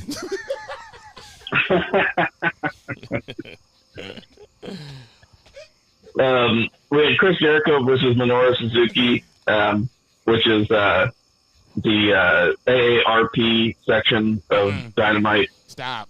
But it was definitely really good. Like, they just chopped each other for, like, a long time, and then they went to commercial, and they came back, and they were still chopping each other. And Jericho's chest is bleeding. It's, like, already indented, and it's just bleeding. Yeah, it's fucking concave chest. Yeah, Suzuki fucked his ass up. If there was anything I took away from that, Suzuki fucked his ass up. Man, if Jericho laid on the ground on his back during a rainstorm outside, when the rainstorm was done, a dog could walk by and use his chest as a bowl. Stop. And be like hydrated for the whole afternoon. Yeah, it would just keep coming back. I'd say, let that man's chest go, man. It took some serious damage. I'll go out on a limb here. This sucked. It was fine. It was very reminiscent of Tai Chi and Kota Ibushi, their G1 match when it was all chicks. It was not reminiscent of that. That's the only thing that was reminiscent about it. Watching two athletes in the prime of their life and an unbelievable athletic feat versus two old guys stumble around the ring, fucking hitting each other in the chest. It looked like one flew over the cuckoo's nest. I said it was similar, reminiscent. It was. All right. I didn't say it was great. Yeah, it was all right. Okay, there you go. That's like one of my favorite matches of all time, and you're like, it was kind of like that. It's like, no, it wasn't. I mean, I see what you're saying. Oh shit! So Bryan Danielson is talking to Renee Paquette, and Jeff Jarrett interrupts and steals the show. Jeff Jarrett is like one of the best things in AEW in the year 2024. I hated him as a heel whenever I was a 10-year-old child in 1995. And I was like, this guy sucks. I hate him. And Sounds he like is just the best babyface. He's just the best babyface. He's been so good with this Owens stuff. So when I was watching this, so Jarrett comes out and says the inspirational shit to Brian, and he walks away, and Renee was like, how did that make you feel? Like, I just wanted Daniel Bryan to turn to her and be like, did he stop taking his meds again? The fuck is that? Like, just imagine like a guy that's off his meds just sitting down for no reason next to Bryan Danielson, unleashing the shit on him. It's like, okay, the fuck is that guy? All right, dude. Thanks for the pep talk. It's like, I barely know him. I say, chill the fuck out. I don't know. This just seems so right field for me. I'm still, I guess, in the throes of Jeff Jarrett being the heel and having this over-the-top heel faction or whatever the case may be. So now him trying the Juggalos? Yeah, you know what I'm saying? Or ICP, whatever you want to fucking call him. I mean, I'm used to that. So now him trying to be the baby face, I mean, I would be lying if I said I wasn't skeptical. I'm not saying he's, in cahoots with Swerve, but wouldn't be a surprise to me if for whatever reason Jeff Jarrett does Bryan Danielson dirty in that title match at Wembley where it helps Swerve get the dub, and then you have something going on with Jeff Jarrett and Danielson. I could easily be wrong, and it could be just me being skeptical. Very much could be the case. That's the most paranoid shit I've ever heard. Hey, man, look. Man, look, you can trust Jeff Jarrett if you want to. Shit. That motherfucker is a born-again heel. Always has been. I don't trust that motherfucker for shit, okay? Jeff Jarrett going to be Bryan Danielson's... Jeff Jarrett going to be Bryan Danielson's retirement match. Good. Wouldn't be a surprise, man. Shit. I mean... Crack his head over. They're great worked punches. Quick side note. They could have that match when they're both 80. And they can just throw worked punches, and you'd probably be, be better than that Suzuki match. That's what I was going to say. It'd be better than Suzuki Jericho. Did anybody else hear the, and I haven't even looked to see if this was fact or not, but I just wanted to hear if anybody else heard this or not. Danielson's contract ends on August 1st. Anybody else hear that? I don't know. Okay. I was listening to a different podcast this morning or whatever. And How dare you? Yeah, well, every now and then. Unprofessional bullshit. And I thought they said something to the effect of Danielson's contract ended on August the 1st of this year. I don't see Danielson ever leaving AEW. I think, honestly, I feel like Tony Khan probably has it in his will that Bryan Danielson just gets the company. No, I'm not saying that I'm not talking about him leaving, but if this is like, he's going back sometime. If this is like the farewell tour and it was going to be a year, A, a year has gone by pretty goddamn fast, and B, more importantly, it kind of feels like you can't give Danielson the title at Wembley? Question mark? Oh, I think he's winning. I think that's the only reason he's in the match. Otherwise, you just would have had Hangman be in the match. Man, I have not thought that far out. The thing is, he might just keep extending this farewell tour, and he might just be like, I'm going to lose to Swerve, and then they'll have him win it sometime down the road. He's going to Terry Funk it. I really, man. No. I have a hard time saying that he's going to beat Swerve. I got a hard time saying that Swerve's going to beat him. Well, you know how we always used to say, I'll bet against Gunther. I'm going to lose on betting on Gunther one of these days, but it's not going to be today. It's like I might as well just ride him and just keep picking him. It's like just keep picking Danielson to lose. He don't win. That's true. Wow. But I feel like this is such a big I feel like that's the only reason he's in this match is to win. And granted, I know, marquee value, he is one of their biggest names, but otherwise, I feel like they would have put Ospreay or Hangman or somebody in there if it was just to lose. I don't know. My money's on Danielson. Finally winning the big one. Yeah. Then I think it's going to be a short reign, and I could actually see him losing it back to Swerve at Wrestle Dream in Seattle. That's right afterwards. I think it's in October, September, October. Yeah. And Seattle's Swerve's a Washington guy. I can see it just going right back on him. I could totally see that too. Now that you said that would make sense. I would be acceptable with that. At least Swerve would win it back, and ultimately he would get the win off of Danielson that I would want him to get at Wembley. So if that was the scenario, I would be okay with that. Britt Baker versus Hikaru Shida. Nobody broke their ankle here. That was good. Stop. But kind of surprising considering how tall Mercedes fucking heels were.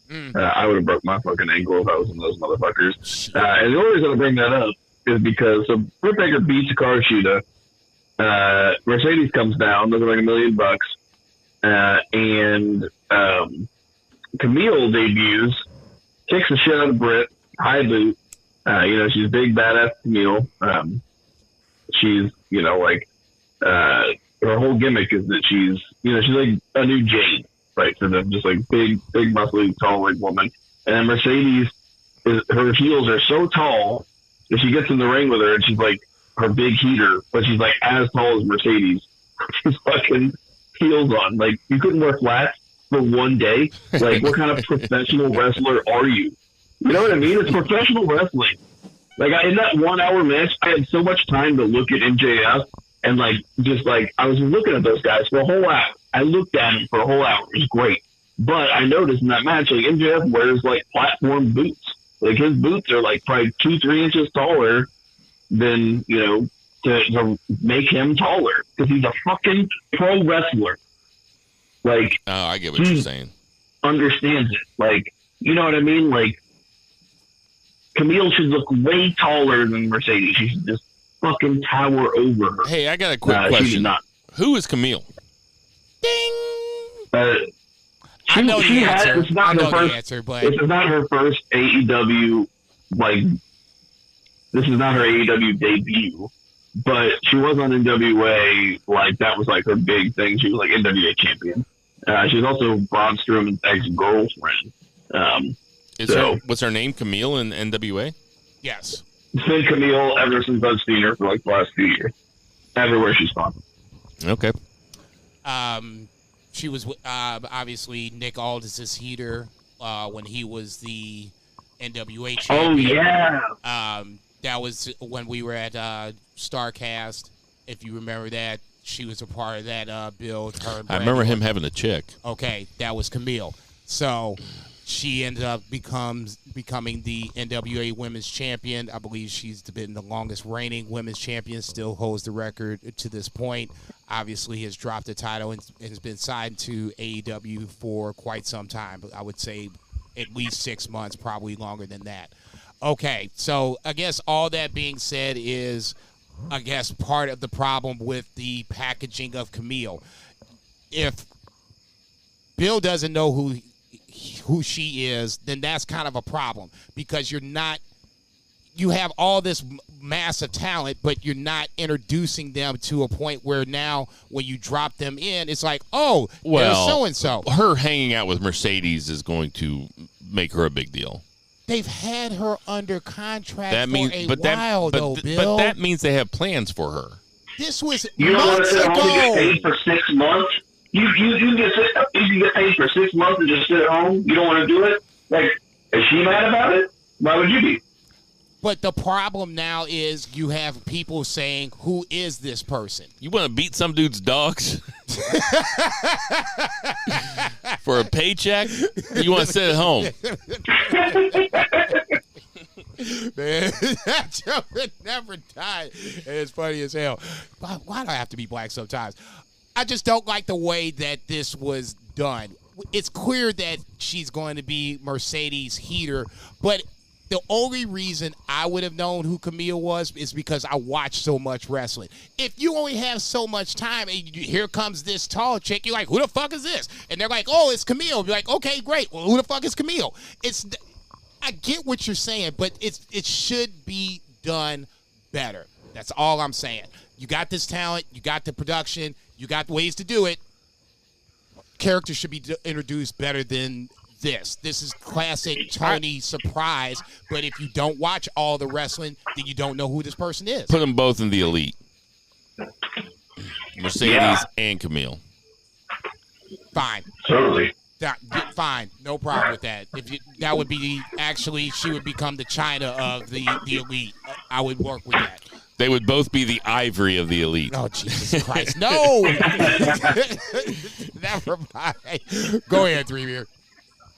Yeah, I understand what you're saying as far as introducing characters. In this instance, whenever you just have like a big person come in as a heater, I think kicking that, like beating down your main woman star, just kicking the shit out of her is a great introduction. I think it's introduction enough. Great stuff.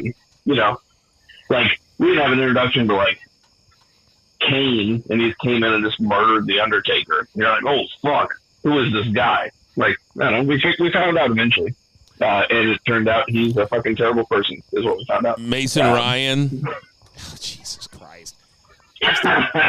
I'm sorry. Maybe I just hold Camille in a higher standard where I think she should have been introduced better. That's just me. All right. I'm burying the lead here. I probably should have led with this. I apologize, but Pac faced Boulder. Yep. And he had Bronson and Jack James. That's my dog. Yeah, I know. This probably should have been the one. I know. Give him some mic time. It probably should have been the one count, but this lasted about as long as the one count. It was a minute. And yeah. Can I ask a question? Sure. So yeah. is Pac is the number one contender for the international title, right? Yeah. So how does Will Ospreay get the first crack at it? I mean, I don't know. I mean, are we not even if going to he- discuss that? Didn't I mean, I was wondering, is the match like with Wembley? Like, I know we say it's like for the title because MJF has it, or is it just a match because he wants a match with MJF and like MJF is going to have to defend and face Pac at Wembley? Or sorry, not at Wembley, but before Wembley. I thought Pac would be wrestling at Wembley because he is Pac and he's, well, he's talking about European. his Wembley moment. You're not going to ruin my Wembley Exactly. moment. So this felt like the Wembley moment, and now it feels like we're going to get an MJF Ospreay rematch, which I would obviously not going to say no to. But what's up with that? You're always on the worker's side. You don't like when guys get wronged. Well, I mean, damn, just in kayfabe style, Pac won the Maybe match. it's going to be a Pac Boulder Stop. rematch. Stop. No. I am with you. I feel like even though I've enjoyed everything that's happened, I feel like the Ospreay booking leading into Wembley has been derailed, and it's actually derailed to other shit because he's not in the title picture. I feel like the easiest thing in the world is just to put him in the fucking ring with Swerve, and then you wouldn't have the Bryan Danielson thing. You wouldn't MJF could be wrestling Pac for the international title at Wembley, and maybe even lose. I don't know. That would be cool. That would be a great match. I'm with you. It all seems convoluted. Where is Pac in this? He's in the same boat as the Acclaimed right now. Ouch. And that ain't good. Yeah, he's due for a title match, but he probably ain't going to get it at the biggest show of the year. And it's worse for Pac because that's his fucking home turf, I'm not sure how you can not have him on this show. If it's triple threat, exactly. then so be it. Then okay, but He's somehow going to be on the show. that's crazy talk to He me. wasn't on last year because he broke his face, remember? He was supposed to be on, and he wasn't able to be on last year. So How you gonna give Saraya the title but not put Pac on the show? I mean, well, he broke his hand. He was injured last year. That's why he wasn't. No. I'm not talking about last year. I'm talking about when we did it the first time around. Saraya won the title. Yeah. So this year you can't even have Pac on the show. We can't make a triple threat match. I mean, he might be. I'm just saying, it's we're not there yet. So No, I was Bill's in just judgment until basically we are saying there. no. listen, it's not ideal, but it also doesn't seem. I mean, it just doesn't seem all that surprising to me, I guess. Wow. Okay. It says, again, it's nothing about his ability. It's just, there's just might not be room for him on the show, or what match, or it's going to be some sort of multi-man. Then that's just poor booking to me. And there's going to be a multi-man. He's the Dean Malenko of AEW. Man, that's wrong on so many levels. Why you short shaming that man? He's just the best worker, but just nobody cares. Yep. Damn. Wow. I'm not even saying that's right. But what else? Oh yeah, we had Mariah May won a match, and then Toni Storm came out. This was much better than the previous week because we actually got Mariah and Toni interacting and in the ring together. So this is going to be hot. What's your guys' over-under on, well, maybe not even in this. It'll probably be in the Mercedes Brett, Jamie Hayter returning at Wembley, big return at Wembley, maybe facing down Camille. Too many bitches slapping meat. You said Jamie Hayter? That's what he said. Yeah. I would love to see Jamie Hayter come back. Obviously, injury derailed what was a meteoric rise. I'm not holding my breath for Jamie Hayter anytime soon. If she comes back, I'll be extremely pleased. But from all I'm hearing, it's close, but not imminent. Yeah, I'm not expecting it. But I will say about this segment that Toni Storm's appearance was short but intense. It was good. It was in character, too. Oh, yeah. This is good I wish shit. they wouldn't went black and white on her, but we saw the scar, which is, the symbol of the feud. So in that scenario, I'm good with it. Mm-hmm. I did see, apparently, I don't know, it's on Reddit or whatever, but apparently RJ City has had a lot to do with the Toni Storm thing. Like, obviously, it's a collaboration. Tony has a lot to do with the Tony thing. Tony Khan has a lot to do with it. And RJ City. They're like the three people that really are the brainchild of this Toni Storm gimmick. And RJ City used to annoy me when he was like pre-show guy, and then like he won me over in the pre-shows, and he's won me over with a lot of his interview segments and stuff. RJ City, quietly a very good AEW hire. But we had Blood and Guts. This was Jack Perry, Young Bucks, Kazuchika Okada, and Hangman versus Swerve Strickland, Darby Allin, The Acclaimed, and Mark Briscoe. A motley crew of individuals has not been coalesced since the last time Jeff Jarrett decided to make a stable. But this was long. It was bloody. It was gutsy. Okada did fucking nothing. This was pretty much exactly what you would expect. A little bit, like towards the end when shit was starting to go towards the team AEW side. I was like, where the fuck is Okada at? I see Matt Jackson. Obviously, Jack Perry's being fucking crucified on the damn the cage or whatever. Oh, but yeah. then, like, you didn't see, like, Nick was gone, Okada was gone. You obviously Hangman and Swerve took the bullet, so you saw that. Like the others, especially Okada, and that's kind of been my, just. It's not even the fact that Okada left New Japan. That's fine. Go get your money. I ain't mad about that. Just this is not the Okada that I want to see in AEW. He's a title holder, but it's not even really a title. He's in a match like this, and he has funny spots, but it's not like he's the Rainmaker. I don't know. Just the Okada part kind of bothered me a little bit. He does not break a sweat. Like, the last time I saw him break a sweat was in the Pac match in St. Louis at Dynasty, which was legitimately great. But even then, he wrestled very deliberately. Like, he could have just freshened up and just got into a cab, and the cab driver would not even have recognized that he had done any physical activity that day. Yeah, it kind of feels like good of condition. It kind of feels like he's just freshening up right now. Like, he's taking it easy. He is probably getting back to 100%. He's not really doing that much, and we're going to see him in some huge matches. Okay. Yeah, Omega's going to come back, and they're going to blow our fucking dicks off. Okay. It's going to happen. My big takeaway from Blood and Guts is I think that Jack Perry is just great. I think that he's awesome. And I think he was so good in this match.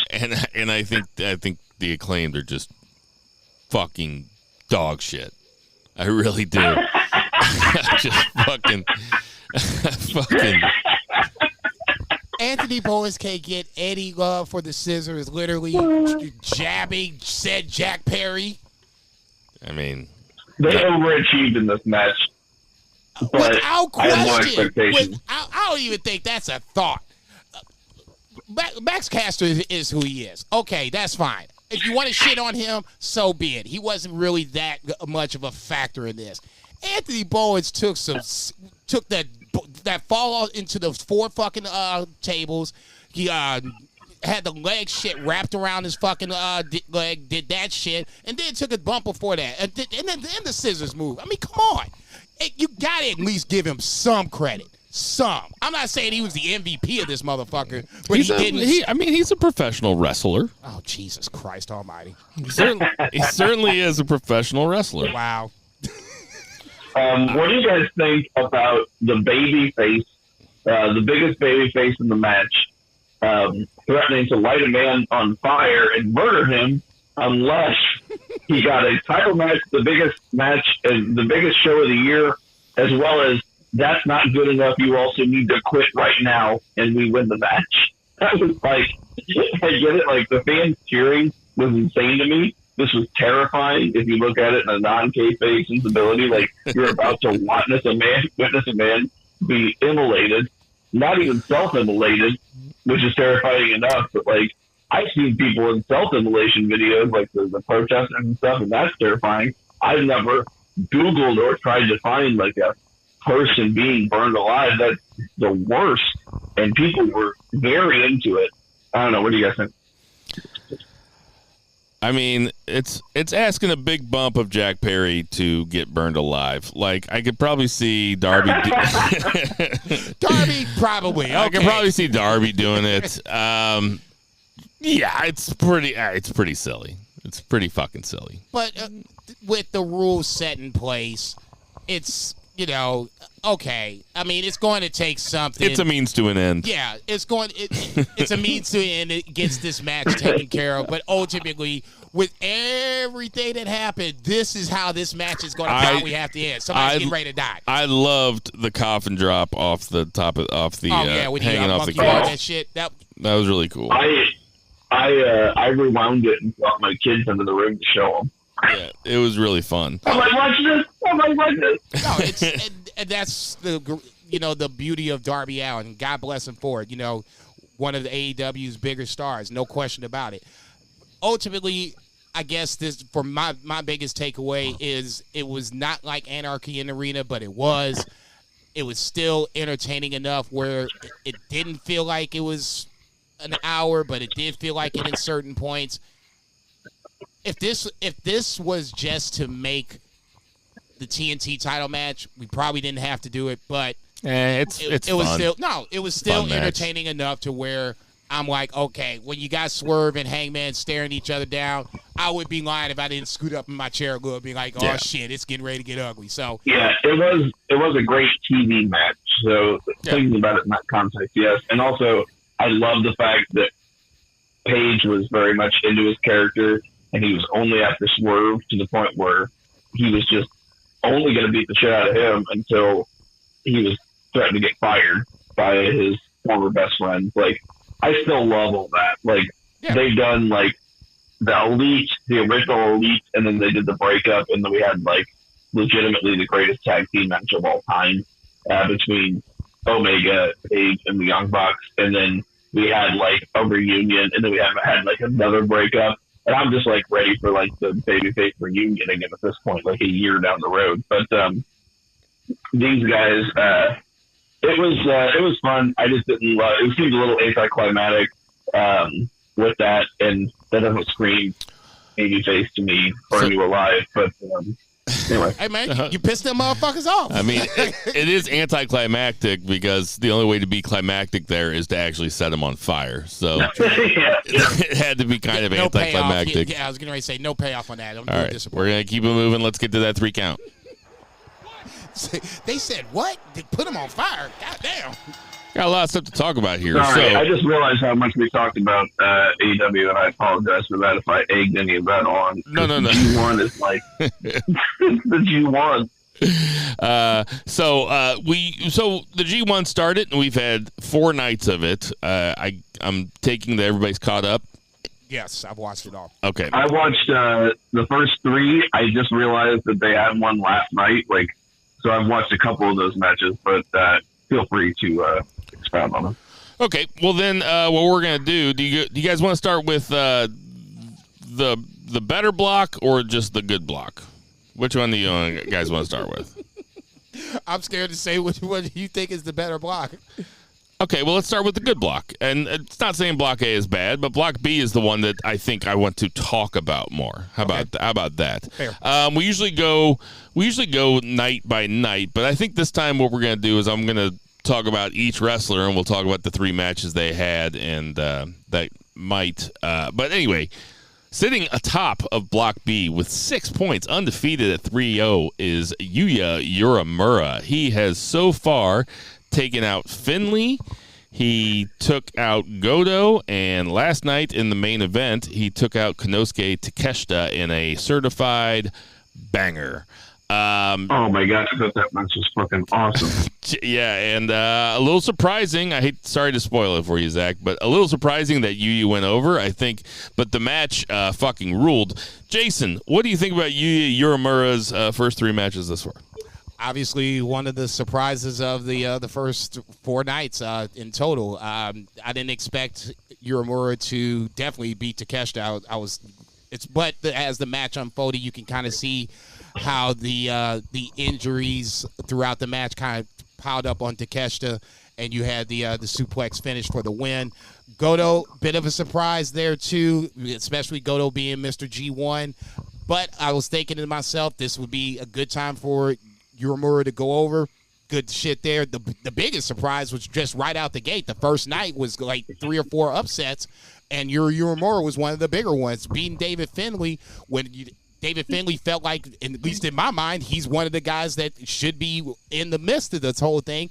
He's a global heavyweight champion. Boom, Uemura defeats him. So that was one of the big upsets on night 1. So Uemura is, to me, one of the bigger surprises, especially just dropping the KOPW title to Great O'Khan, and now having this hot start to start. From here on out, I will only refer to him as Yuya because it is a hard name to say, and I just watched Jason struggle with it 4 times. It's like we're just going with Yuya from now on. Zach, what do you think about Yuya's G1 thus far? I'm stoked to watch that Takeshita match, but the Finlay match was one of the better matches of the tournament, and there's been some very good matches so far in the first 3.5 nights that I watched. But hell yeah, Yuya Uemura was always of the 4 pillars of the new school with him, Yota Tsuji, Shota Umino, and Ren Narita. He was always my guy as like the A number 1. Yota Tsuji seems to have like kind of eclipsed him so far as charisma, and he's been put in better positions. But I still think that Yuya has the juice, and he is going to be he's going to be one of those guys. He's going to be a IWGP champion for sure. In the near future. Well, let's just slide down to Takeshita, who is. Did I skip you? No. Oh, let's skip down to, or not skip down. He is next in line. Takeshita has 4 points. He lost to Yuya in the previously mentioned match. He beat Yota Tsuji in the first night, and he beat Jeff Cobb, which was, listen, Takeshita's everything that we wanted from him and more in these first 3 matches. He has come off like a star, and if I'm New Japan, I am throwing the fucking bank at him. He could be like their Okada going forward. He could be their main star. He could be their Okada now. Yes. Like, he doesn't need anything. He can be that now. He's the best. He's the best guy in the tournament, and I feel like everybody knows it. Like, he gets such good reactions, and he's had such good matches. Yep. He's the best guy in the fucking tournament. Yep.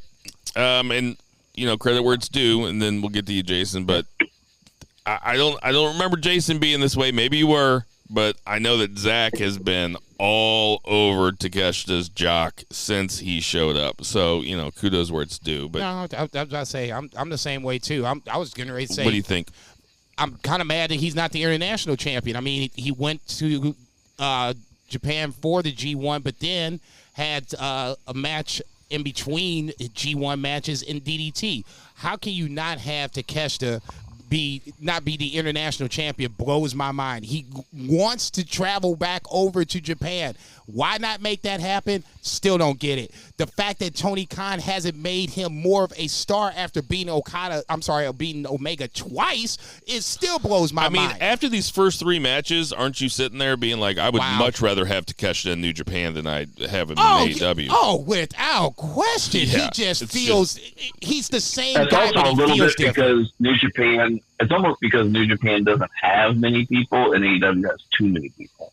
Yeah, New Japan is a desert these days. He could be their huge Japanese star, man. Without question, and he already has the the English audience to the point where you know him. If this is going to be a crossover guy, that's the guy it should be. Takeshita is just amazing, and every match so far has been must watch. He's throwing Jeff Cobb around, for Christ's sake. Hanare got that match was about the best 10 minutes you can fucking ask for. Yep. And I've had some good 10 minutes in my life, but that's one of the best. Hanare with 4 points. Hanare beat ELP in night 1. He defeated Oleg Bolton, or Bolton Oleg. I never say it right. In the second match, and last night he last night he lost to David Finlay. Jason, what do you think about Hanare thus far? Good start for Hanare, especially him being the never openweight champion. You need to at least push him, build him up to look like a champion. Losing to David Finlay isn't the worst thing in the world. It's the global heavyweight title feels like it's a little more important. Plus, David Finlay was scoreless at that time, so losing there isn't the worst thing in the world. Beating Oleg is a good thing because obviously Bolton Oleg is one of the guys he should beat. Beating ELP, to me, it's more about ELP and the way his character is being portrayed so far, but that was still a good match as well. ELP coming back, and we can talk about him at some point down the line. But yeah, this is a good start for Hanare. It's promising. I'll go that far. Zach? Yeah, Hanare is dope. Yeah, nice to see him look strong in this. I'm looking forward to more of his matches. Then we have Ren Narita with 4 points. I guess I have one of these written down wrong. He lost to Oleg Bolton in the first night. Remember that. Did he lose to ELP? No, he beat ELP. That's where I have it wrong. So he beat ELP, and then he beat Jeff Cobb last night in like a finish that actually, I got mad at. Yep. I marked out at. Yep. I was like, "Fuck this." What do you think about? Because that was a good match, and they were telling a story that Jeff Cobb just had no respect for Ren Narita and just was tossing him around. That fucking what did he give him? He gave him the F5 and fucking tossed his ass halfway across the ring. And Callum Newman was on commentary, and he fucking pops. Yeah. Dude, Callum Newman was a lot of fun on commentary because he was loving it. He was having a lot of fun. I love the wrestlers on commentary. I do too, man. I love it. I love ELP. What do you think about Narita thus far, Jason? Not a lot of House of Torture interference. That's more so for Evil, but still kind of the same old story, especially the Jeff Cobb match today. Ren Narita can go. We see that. I'm not saying he's the best of the bunch, but he has talent. But ultimately, it comes down to the fuckery. Oh my God, do I have a hot take for you coming up? Go ahead. I can't wait. No, I'll wait for it. I just remembered it, though. Zach, what do you think? Yeah, Ren Narita, I am pleasantly surprised that they're doing less House of Torture shit with him, but it's always there for sure. But yeah, he will get his day. He'll, of those four, he's probably at the bottom, but that's still, they got to get all those guys there, and he's just in that slot where he's in the House of Torture, and that's just his spot. It's high profile, but it suffers. And then we got 6 guys tied up at 2. We have Godo with 2. He lost to Jeff Cobb.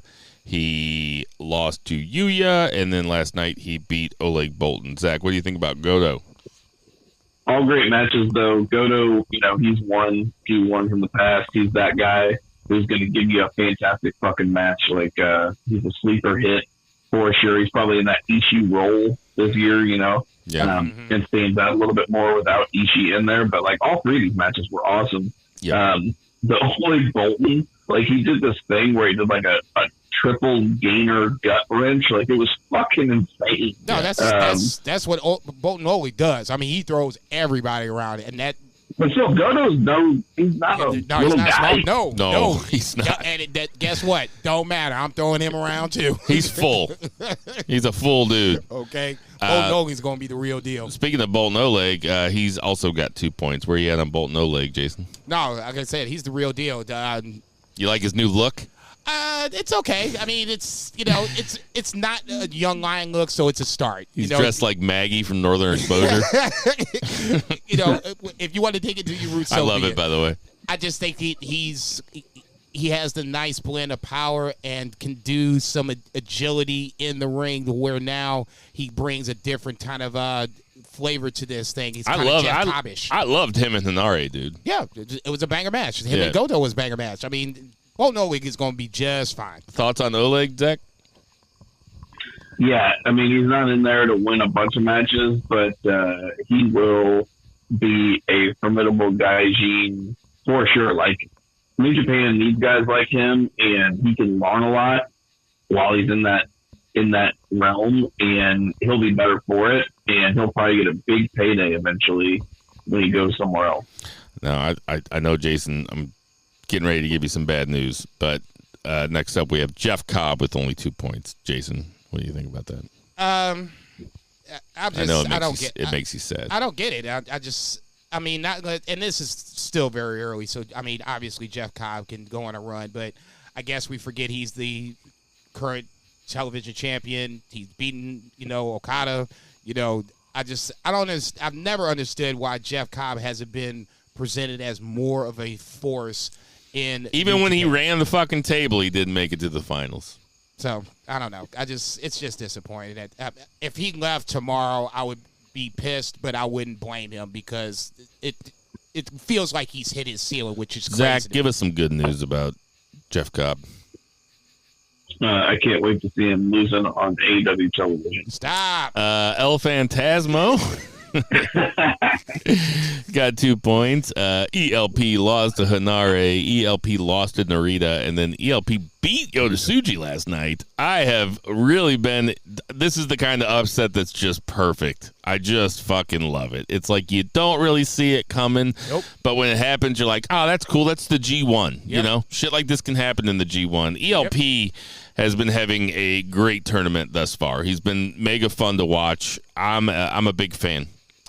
They had a kick-ass match last night, too. Yeah, I was going to say, I guess the only thing I don't like is it just goes back to the whole Hikuleo non-payoff of Hikuleo leaving. I get it. Maybe he just can't have a payoff match or whatever the case may be. But damn, man, you build up Hikuleo and then he just walks, and now you have to kind of make this ELP brokenhearted storyline, which ultimately has worked so far. He got the win against Yotasuji, but I don't know. I don't like the fact that there wasn't a payoff for the Hikuleo. I've been trying to come up with a joke for weeks about what ELP stands for, if the LP stands for Logan Paul, because he looks like a little Logan Paul, but I can't think of a word that starts with an E. So the joke never came together. I was like, Elf? Logan Paul? Electronica? Okay, there's a start. I mean, his jacket does have electricity to go with it. Here's a surprising one. Yotasuji sitting at 2 points. Yotasuji lost to ELP. He lost to Takeshita. No shame there. And he beat David Finlay in the main event of night 2. What do you think about Yotasuji's tournament thus far, Zach? Great matches all around, and kind of surprising, but he's also one of those LIJ guys where he's a fan favorite, have him lose early, get him up at the end. They've been doing that with Naito for I don't know, at least the last 5 years. It's happened 6 years since I watched G1, and but he's having really great matches. And I think he is a favorite to win. Jason? The New Japan Cup winning it just is still in my head. I know he's going to have good matches, going to have great matches. The Takeshita match was all that I thought it would be, and then some. I don't really feel like he's a credible threat because he's had his moments. I think Yuri Uemura has stepped up, obviously. He's having his moment. I think it would be more so for time to get Uemura his moment before Soji has his next moment. Ospreay and him having that match, an amazing moment. He had a title match against Naito. Not a great match, but still a moment to itself. And we went in New Japan Cup to get that match. So, I mean, it's probably just not going to be his time. He's just going to go out and have really good to great matches. Doesn't look like he's really a calorie counter, does it? Hell no, shit. No. But he's still jumping over the top ropes like it ain't I think shit. Homeboy likes to eat. Damn Skippy. I ain't mad at you, dog. And then finally, David Finlay with 2 points. He lost to Yuya. He beat Hanare, and he lost to Yota Tsuji. What do you think about David Finlay, Jason? I don't get it. I'm not saying it because I haven't been in the final against ZSJ. I mean, you build up Finlay, then you break him down. You build up Finlay, you break him down. At some point, aren't you supposed to push David Finlay? I mean, damn, this is the guy that, beat down Jay White. Are we just forgetting about? I don't know. His matches are good. Just the booking just is New Japan booking as of late. It really doesn't make sense. Even if we watch it for, as long as if I have to watch it, the length of the podcast. So, 6-7 years, whatever the case may be. So, I mean, in that scenario, I just don't get it. He's a title holder, so treat him as such. The loss early on, that's not a big deal. It's to Uemura. So, at that point, yeah, put Uemura over. But, I mean, even before that, he doesn't feel like he's been, built up strong the way a top Gaijin heel should be. So, it is what it is. It's just, weird to see him booked in this way. Zach, what do you think? Yeah, I reserved judgment for a little while. He's had good matches, but I know that they, the title history of that is a little convoluted, and that seems to be the number 2 title in the company, but it's been a little bit of a rough 1 week since you looked at me. But I really like David Finlay. I just don't know if he's that guy. He feels like evil with the main title whenever he's got the secondary title. It's like they're pushing him, but I don't know if he's that guy. He's really good. He's really good. I'm going to say something, and I don't know if you guys will take this as a slight or as a compliment, but he is a WWE wrestler. He would be he is made for WWE sports entertainment type stuff. Oh, yeah, just like Tama Tonga, he would slide in there and be one of their best guys. Yeah, it would. Yeah, I don't take that as a slight to anyone for that matter. Man from Ringside. Let's move over to Block A. We have 2 guys sitting atop Block A. Zack Sabre Jr. with 6 points. ZSJ has beaten the Great Okan. He beat, that was a really cool match, actually. What was it? No, not Naito. Zack Sabre Jr. versus Callum Newman is the one that I liked a whole bunch. What do you think about Zack Sabre Jr.'s tournament thus far, Zach? We knew it was going to be a pleasure to watch. He definitely still feels like a favorite. No surprises here. Jason? Chalk so far, even over Naito, who has not looked good in any of his matches, and that's difficult for me to say, but it is what it is. So far, so good. ZSJ on the way. We'll get to Naito. Evil. You don't have to, really. Evil's got 6 points. Evil has beaten Gabe Kidd in, I agree with Zach, one of the best matches of the tournament thus far. It was fucking really. Begrudgingly, I have to agree. It was really, really good. He also beat Jake Lee, and he beat Sonata in what I have to say was the worst match of the tournament. It's funny how Walker keeps talking about how Evil was bragging how he was going to have the worst match every night. That's a funny thing for somebody to say coming into the G1. But ain't that damn funny. Yeah, I mean, Evil. Okay, Zach, what do you think?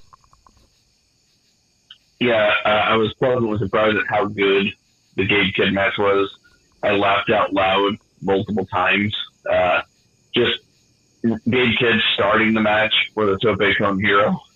And then, of course, the inevitable bump where Evil knocks over that guy on the sidelines. That fucking kills me every time. But yeah, there was all kinds of fun shit in this match. But yeah, legitimately terrible showing from Evil. That's what we expect. Jason, what do you think? I mean, this is why I said, in our preview, man, Evil, I would not be surprised if he's there at the end. This is par for the course. God bless him. He's undefeated so far. I'm just praying that the wagon wheels fall off, in some form or fashion, so he doesn't even get advanced to the quarters. But You said that Sonata and Evil was the worst match that so far. Bro. I will guarantee you Evil and Naito will surpass that. Oh, maybe not. I mean, because, like, Sonata is like a charisma suck, and at least Naito has charisma.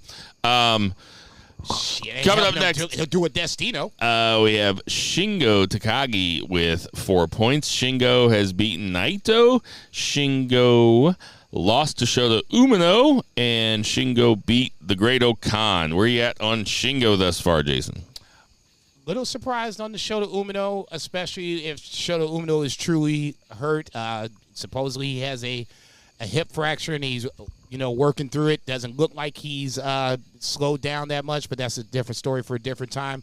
Beat Naito, no problem with that. Should be doing that, and that's not even knock on Naito's performance. I just think that Shingo has been a pandemic champion that's been forgotten about so many, and that's across the board. It's not even New Japan. I think it's in all promotions. Him beating Great Okan, I'm not even sure why the fuck he's in this point. I mean, it's just he's a champion, and he's just getting L's every time. Hot take. And Great Okan's been kind of good. Okay. I mean, he hasn't been. Great. Go ahead, Zach. He's good. He's been wrestling in this, so it's been good. He's been like doing more like wrestling, which he's good at. So he looks pretty good in the tournament. Yeah, because he's not a star. I'm not asking him to be a star. I'm just saying if you're going to put a championship on him, treat him as such. Otherwise, why even fuck around? We haven't seen much of it. What championship does he have? The KOPW title. He does? I didn't know he had that. That's a joke title. Yeah. Okay, let's have a Gabe Kidd conversation, huh? Gabe Kidd lost to Evil. Gabe Kidd beat Great Okan, and Gabe Kidd beat Shota in what was one of the best matches of the tournament thus far. Zach, what do you think about Gabe Kidd's 4 points? Oh, just comes out super aggressive every time. The fans are really taking to him. He is a highlight of any show that he's on, and I'm very glad. Seems like not that long ago, I think he had some kind of like mental health thing. He was like posting a lot of stuff, and like he had some time off and stuff. It wasn't that long ago, I feel like. If it's the same person that I'm thinking of. But anyway, he's awesome, and he's a highlight. Jason? I'll go as far as to piggyback on what Threebeard just said. I'd rather him be the leader of the Bullet Club over David Finlay. I think he has that much potential. I think he should be at least the global heavyweight champion. I could easily see him being a future IWGP champion. He's that good. Oh, yeah. Fans react to him in whatever fashion he can manipulate him to do so. And like it's that in-ring ability, cuts promos. I mean, he's right now one of their hidden gems, and they need to start pushing the pedal on this motherfucker. Born in 1997. He's 27 years old. I think that he's just fine. He's had an incredible tournament. Like Zach said, he's the highlight. Even when it's not, even that Great Okan match when they were they were walking and brawling, not my favorite style of match at all.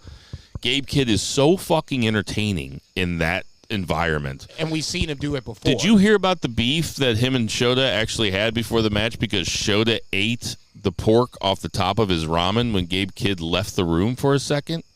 And Gabe Kidd was yelling at Shota, "You think you're going to eat my fucking lunch?" And that was a hard-hitting match. I didn't know that part. Okay, that makes it. It's a really funny reason to be mad at some dude. Hey man, but a real reason. Yeah, I know. That's what I'm saying. Okay, so now we gotta bring it back down. We got Tetsuya Naito with 2 points. Naito has lost to Shingo. He lost to ZSJ. And he beat Jake Lee. Jason, he's your boy. You go ahead and go first. Probably should have lost to Jake Lee, too, while you bullshitting. This is the worst I've ever seen Naito look. And I was thinking about this today when I was watching, not even watching the Jake Lee match, but when I was watching it. And Threebeard, I'll give him the credit. He's been calling this decline for a hot minute. And as a mark, I've just tried to conveniently slide that by, not pay attention to it. him losing to Moxley really didn't make sense, at least booking-wise. Him getting the title back booking-wise doesn't make sense because now he looks like a shell of his former self. I don't care about the charisma. I love watching him come down the ring. I love watching him get undressed. I love the music. All that shit aside, once that bell rings, that is not an IWGP champion. I wouldn't be surprised. I hope he does not advance to the quarterfinals because he doesn't deserve to go to the quarterfinals. Zach. Yeah, they do this story every year with Naito where he loses a lot of his opening matches and then he goes on a run at the end. But I think it's time for him to not go on a run. I'm glad that Shingo beat him. I really want Shingo. That's the only way for Shingo to really get a title match because they're in the same faction. I hope that he gets it. And, man, it'd be awesome if he won it. Obviously, Zach's getting the title match, whether he wins the G1 or not, because he grabbed the belt after their match. Not supposed to do that. Shit. What's Naito going to do? It always means you lose. They better not. Traditionally. They better not. But, the Jake Lee match was legitimately terrible. I know we're going to talk about it, but every Jake Lee match has been legitimately terrible. And every Naito match has been terrible also. Even the Zach one, which is the best of the bunch, wasn't super great. And that's about the best match that you could imagine, that you could book. Like, Zach can even get a good match out of Tanahashi now, which is hard. Yeah. So. Naito, you gave credit to Zach for calling this a long time ago. I've been calling it. I mean, I'm not saying Zach didn't either, but I need some credit. Okay, you guys both called Okay, it. thank you. Naito has been awful. It looks like he is tired or weak or something, unless he is kayfabing this fucking Destino shit. No. Because I was actually thinking, it's so bad. I was like, it's so bad it could almost be a gimmick because even the announcers are talking about it. No, this has been going on for a while. This is going back to Sonata. This goes back to Okada. I mean, the Wrestle Kingdom match was not good. No, this has been going on for a while, and now it's severely noticeable to where he can't do his finishing move. It's time to go ahead and just get. I still think he makes it. I still think he makes it to the top three. No, he better not. I think that the winner of the previous year's G1 has only not made the semis once. Fine. Every time they've had semis. Fine, make it twice. Which they didn't always have semis. But Jake Lee's got 2 points. Jake Lee, the aforementioned. Let me see here. What was his first match? Oh, smoked the Sonata. Oh yeah, that's right. He squashed Sonata, and I was like, okay, they're gonna do something with him, and then he loses. He loses to Naito, and he loses to, help me out here, Evil. Oh, my God. Listen, I told you guys I'm a Jake Lee mark. I am as well. He's not good in ring. Let's just get that out of the way. He's not, but let's also say this, though. His 3 matches have been Sonata, Evil, and Naito. Ding! Like, we haven't seen him work anybody that's fun yet. Him versus Gabe Kidd is going to be fun. Thank you. Because that's a lot of character. But, I like his style. I like his mannerisms. I think he carries himself like a fucking cock-sucking heel. And I love him. Zach, what do you think? I think Ospreay could get a 2-star match out of him. Holy shit. I'm just being an asshole. Like I said, I was texting you guys. I've seen him wrestle Kenobi be Hour, and it was real good. I don't watch a ton of All Japan, but I watched some Kenobi Hour matches, and he's great. And I remember Jake Lee, and I was like, oh, this guy's really good. And then I've seen him in this, and I was like, this is not the guy I remember. Or maybe it is, and he just doesn't have as good a dancing partner, like you guys said. Yeah, that's a tough first 3. Oh, yeah. I was going to say, and Evil can actually wrestle, but I'll tell you what, him versus Great O'Connor ain't going to be fun either. No, that can drag for a little bit. I'll admit to that shit, too. Sonata has 2 points. Sonata gets squashed by Jake Lee. Sonata beats... he loses to Evil, and then Sonata beats Callum Newman. Dude, that fucking Sonata Evil match was so terrible. Like, if they would have just I know that they had Evil beat Sonata, but if they would have just ended it and because he had Sonata lay down for him, and then Sonata tricked him and rolled him up. If they would have just had Sonata go over him and with a roll up, that'd have been perfect. But then you had to sit through 15, 20 minutes of just the worst shit you've ever seen. Yeah, it's like they were trolling us. Were you on Sonata, Jason? Hard to believe he's a former world champion. No doubt about that. Certainly, both those motherfuckers were. Yeah, that's true. Jesus Christ. Callum Newman has 2 points. He went over Shota in the first night, which really ramped up the injury rumors. Let's see here. Lost to ZSJ. Who am I talking about? Oh, yeah, he lost to ZSJ, and he lost to Sonata. Where are you at on Callum Newman? I like Callum Newman. I like we said in the preview, he's just going to take some L's. But I mean, the matches that he's had so far have been entertaining. Even the Sonata match, ZSJ was entertaining in the sense of where for a little bit he tried to wrestle ZSJ, which is always a mistake. Next thing you know, you looked up, he was tapping out. I love that tap out. I love that quick tap out. Callum Newman is an interesting character. I like Bolton Oleg more, but I like Callum Newman as well. I think he's got a bright future. Yeah, there's 11 years difference between those guys. Zach, what do you think? He's great. He's going to take some pins here, but he's going to give some really good matches, and we knew that going in. Shota Umino. So, if he's hurt, I can rescind this.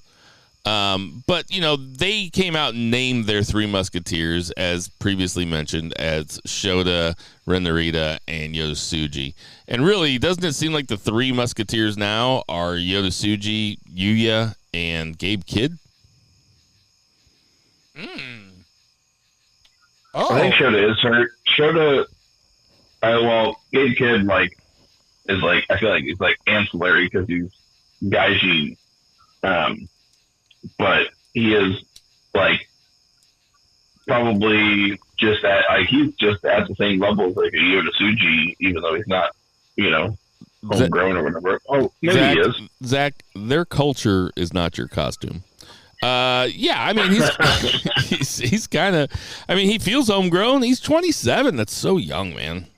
He probably is homegrown, dojo and all that. I just mean not Japanese, I guess. Yep.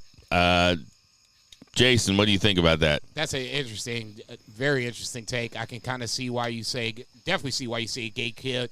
Uemura, I need to see a little more before I jump on that, but the talent is there.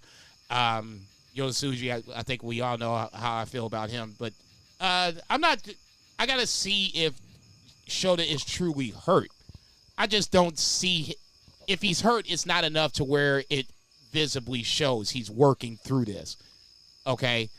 It's not like his matches have suffered, and I think that's the more important thing. And then the only winless participant this year in the Yujiro role, we have Great Okan with 3 losses to ZSJ, Gabe Kidd, and Shingo. I'll go first here. I think that Great Okan has had 3 pretty good matches, and it looks like he's putting a lot of effort into it. So he's had good dance partners too.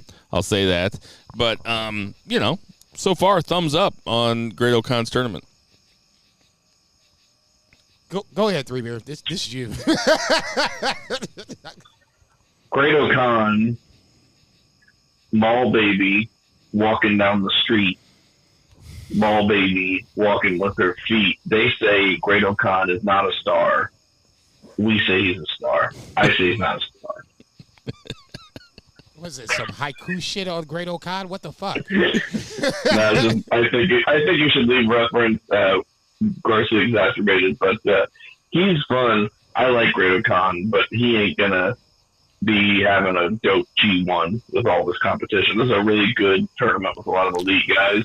So you'll have some good matches, but 6 points is about the most I can expect from him. Who do you miss more, Ishii or Toriano? Fuck, that's the hardest question. Oh, I man, think anyone's fuck ever asked Yano, me. man. Come on, man. You know, you're on my ass. You kind of miss Yano, though, don't you? Not at all. No. You kind of miss him a No, I little do bit. not. It's definitely Ishii, but I do miss Yano. Why would I want to see a match between Yano and Naito at this point? If they're already kind of bad, Naito can't even hold his end of the bargain up. There ain't no real I want to see that shit. Fuck no. All right. Dude, some of my favorite, like, I still remember, like, Omega Yano in the G1. That's one of my favorite G1 matches ever. Yeah, no. Yeah, it's fucking Omega awesome. kept his shirt on. Oh, my God. I can't believe incredible we had those stuff. matches. Man from ringside. Dolph Ziggler won the TNA Championship this week at Slammiversary. I did not see it. It doesn't sound like anybody did. But Dolph Ziggler is your TNA champion. If Dolph Ziggler wins the TNA Championship in the forest and no one's around to see it, can you still hear it? Apparently so, because there was some backlash that Joe Hendry didn't win it, and I can't necessarily say I disagree with that. I get it. He's a WWE wrestler now. Why would they put it on a WWE wrestler? Because Joe Hendry is the hottest thing on either brand right now, and that includes NXT. And then, I don't really have anything to say about NXT. Pete Dunne showed up. He's gonna fight. He's working all the shows. Okay. Yeah, he is. He's staying busy. Trick Williams and Cedric and Ashante the Adonis. Ashante the Adonis just straight up getting fucking worked, man. Yeah. Thanks for showing up. Now take this Guy's right. earning his paycheck. I mean to tell you, Just boy. getting humiliated out there. I will say, I thought Cedric would get a good match out of Trick, and this wasn't that great. Thank you. And what? You liked it I or thought didn't Cedric like would it? get a good match out. I didn't. I didn't think it was great. Thank I you. thought it was pretty fucking good. No, dude, they were off. I love you. That was not that good. Hey, everybody, we got some birthdays this week. It is fucking late. Noam Dar is 31. Nick Jackson is 35. Is he the older one? He's only 35, huh? Sammy Guevara, 31 on a milk carton. Yeah. Scott Steiner, let me do the math here. He is 62. Marco Stunt, the aforementioned. 33 and a third. Marco Stunt, the aforementioned, is 28. Finn Balor is 43. Roddy Strong is 41. Marty Scurll. Did he get Me Too'd? Yes, he was one of the first. He is 36. Doink the Clown. His girlfriend's half that. Jesus Christ. Is Doink the Clown alive? He ain't alive. I don't is he? think so. I think he's all right. Which one? 67, Right. the original. Dolph Ziggler is 44. Triple H is 55. And Hangman Adam Page is 33. Another week with all people that are still alive. That's what's Incredible up. stuff. We got to change that. Hey, everybody. We know there's a ton of podcasts to listen to, so we appreciate you guys listening to our podcast. For Tender Mahal, Check. for Murray the Murray Man Murray, for Check. Lucha Chris, for Check. Patriot Pass, Check. for Brett Jagger, Double check. for Vice, for Two Beer Zach Pullman, Check. for Jason Cornelius Bell. Konnichiwa, bitches. Next week, we're going to have a bunch of predictions. Check. So support your local restaurants, support Check. your local weed dealers, Double Black check. Lives Matter, Double check. free Palestine, Triple check. and call your parents and never Check. ever forget to boo the heels. Boo! Shut up, bitches.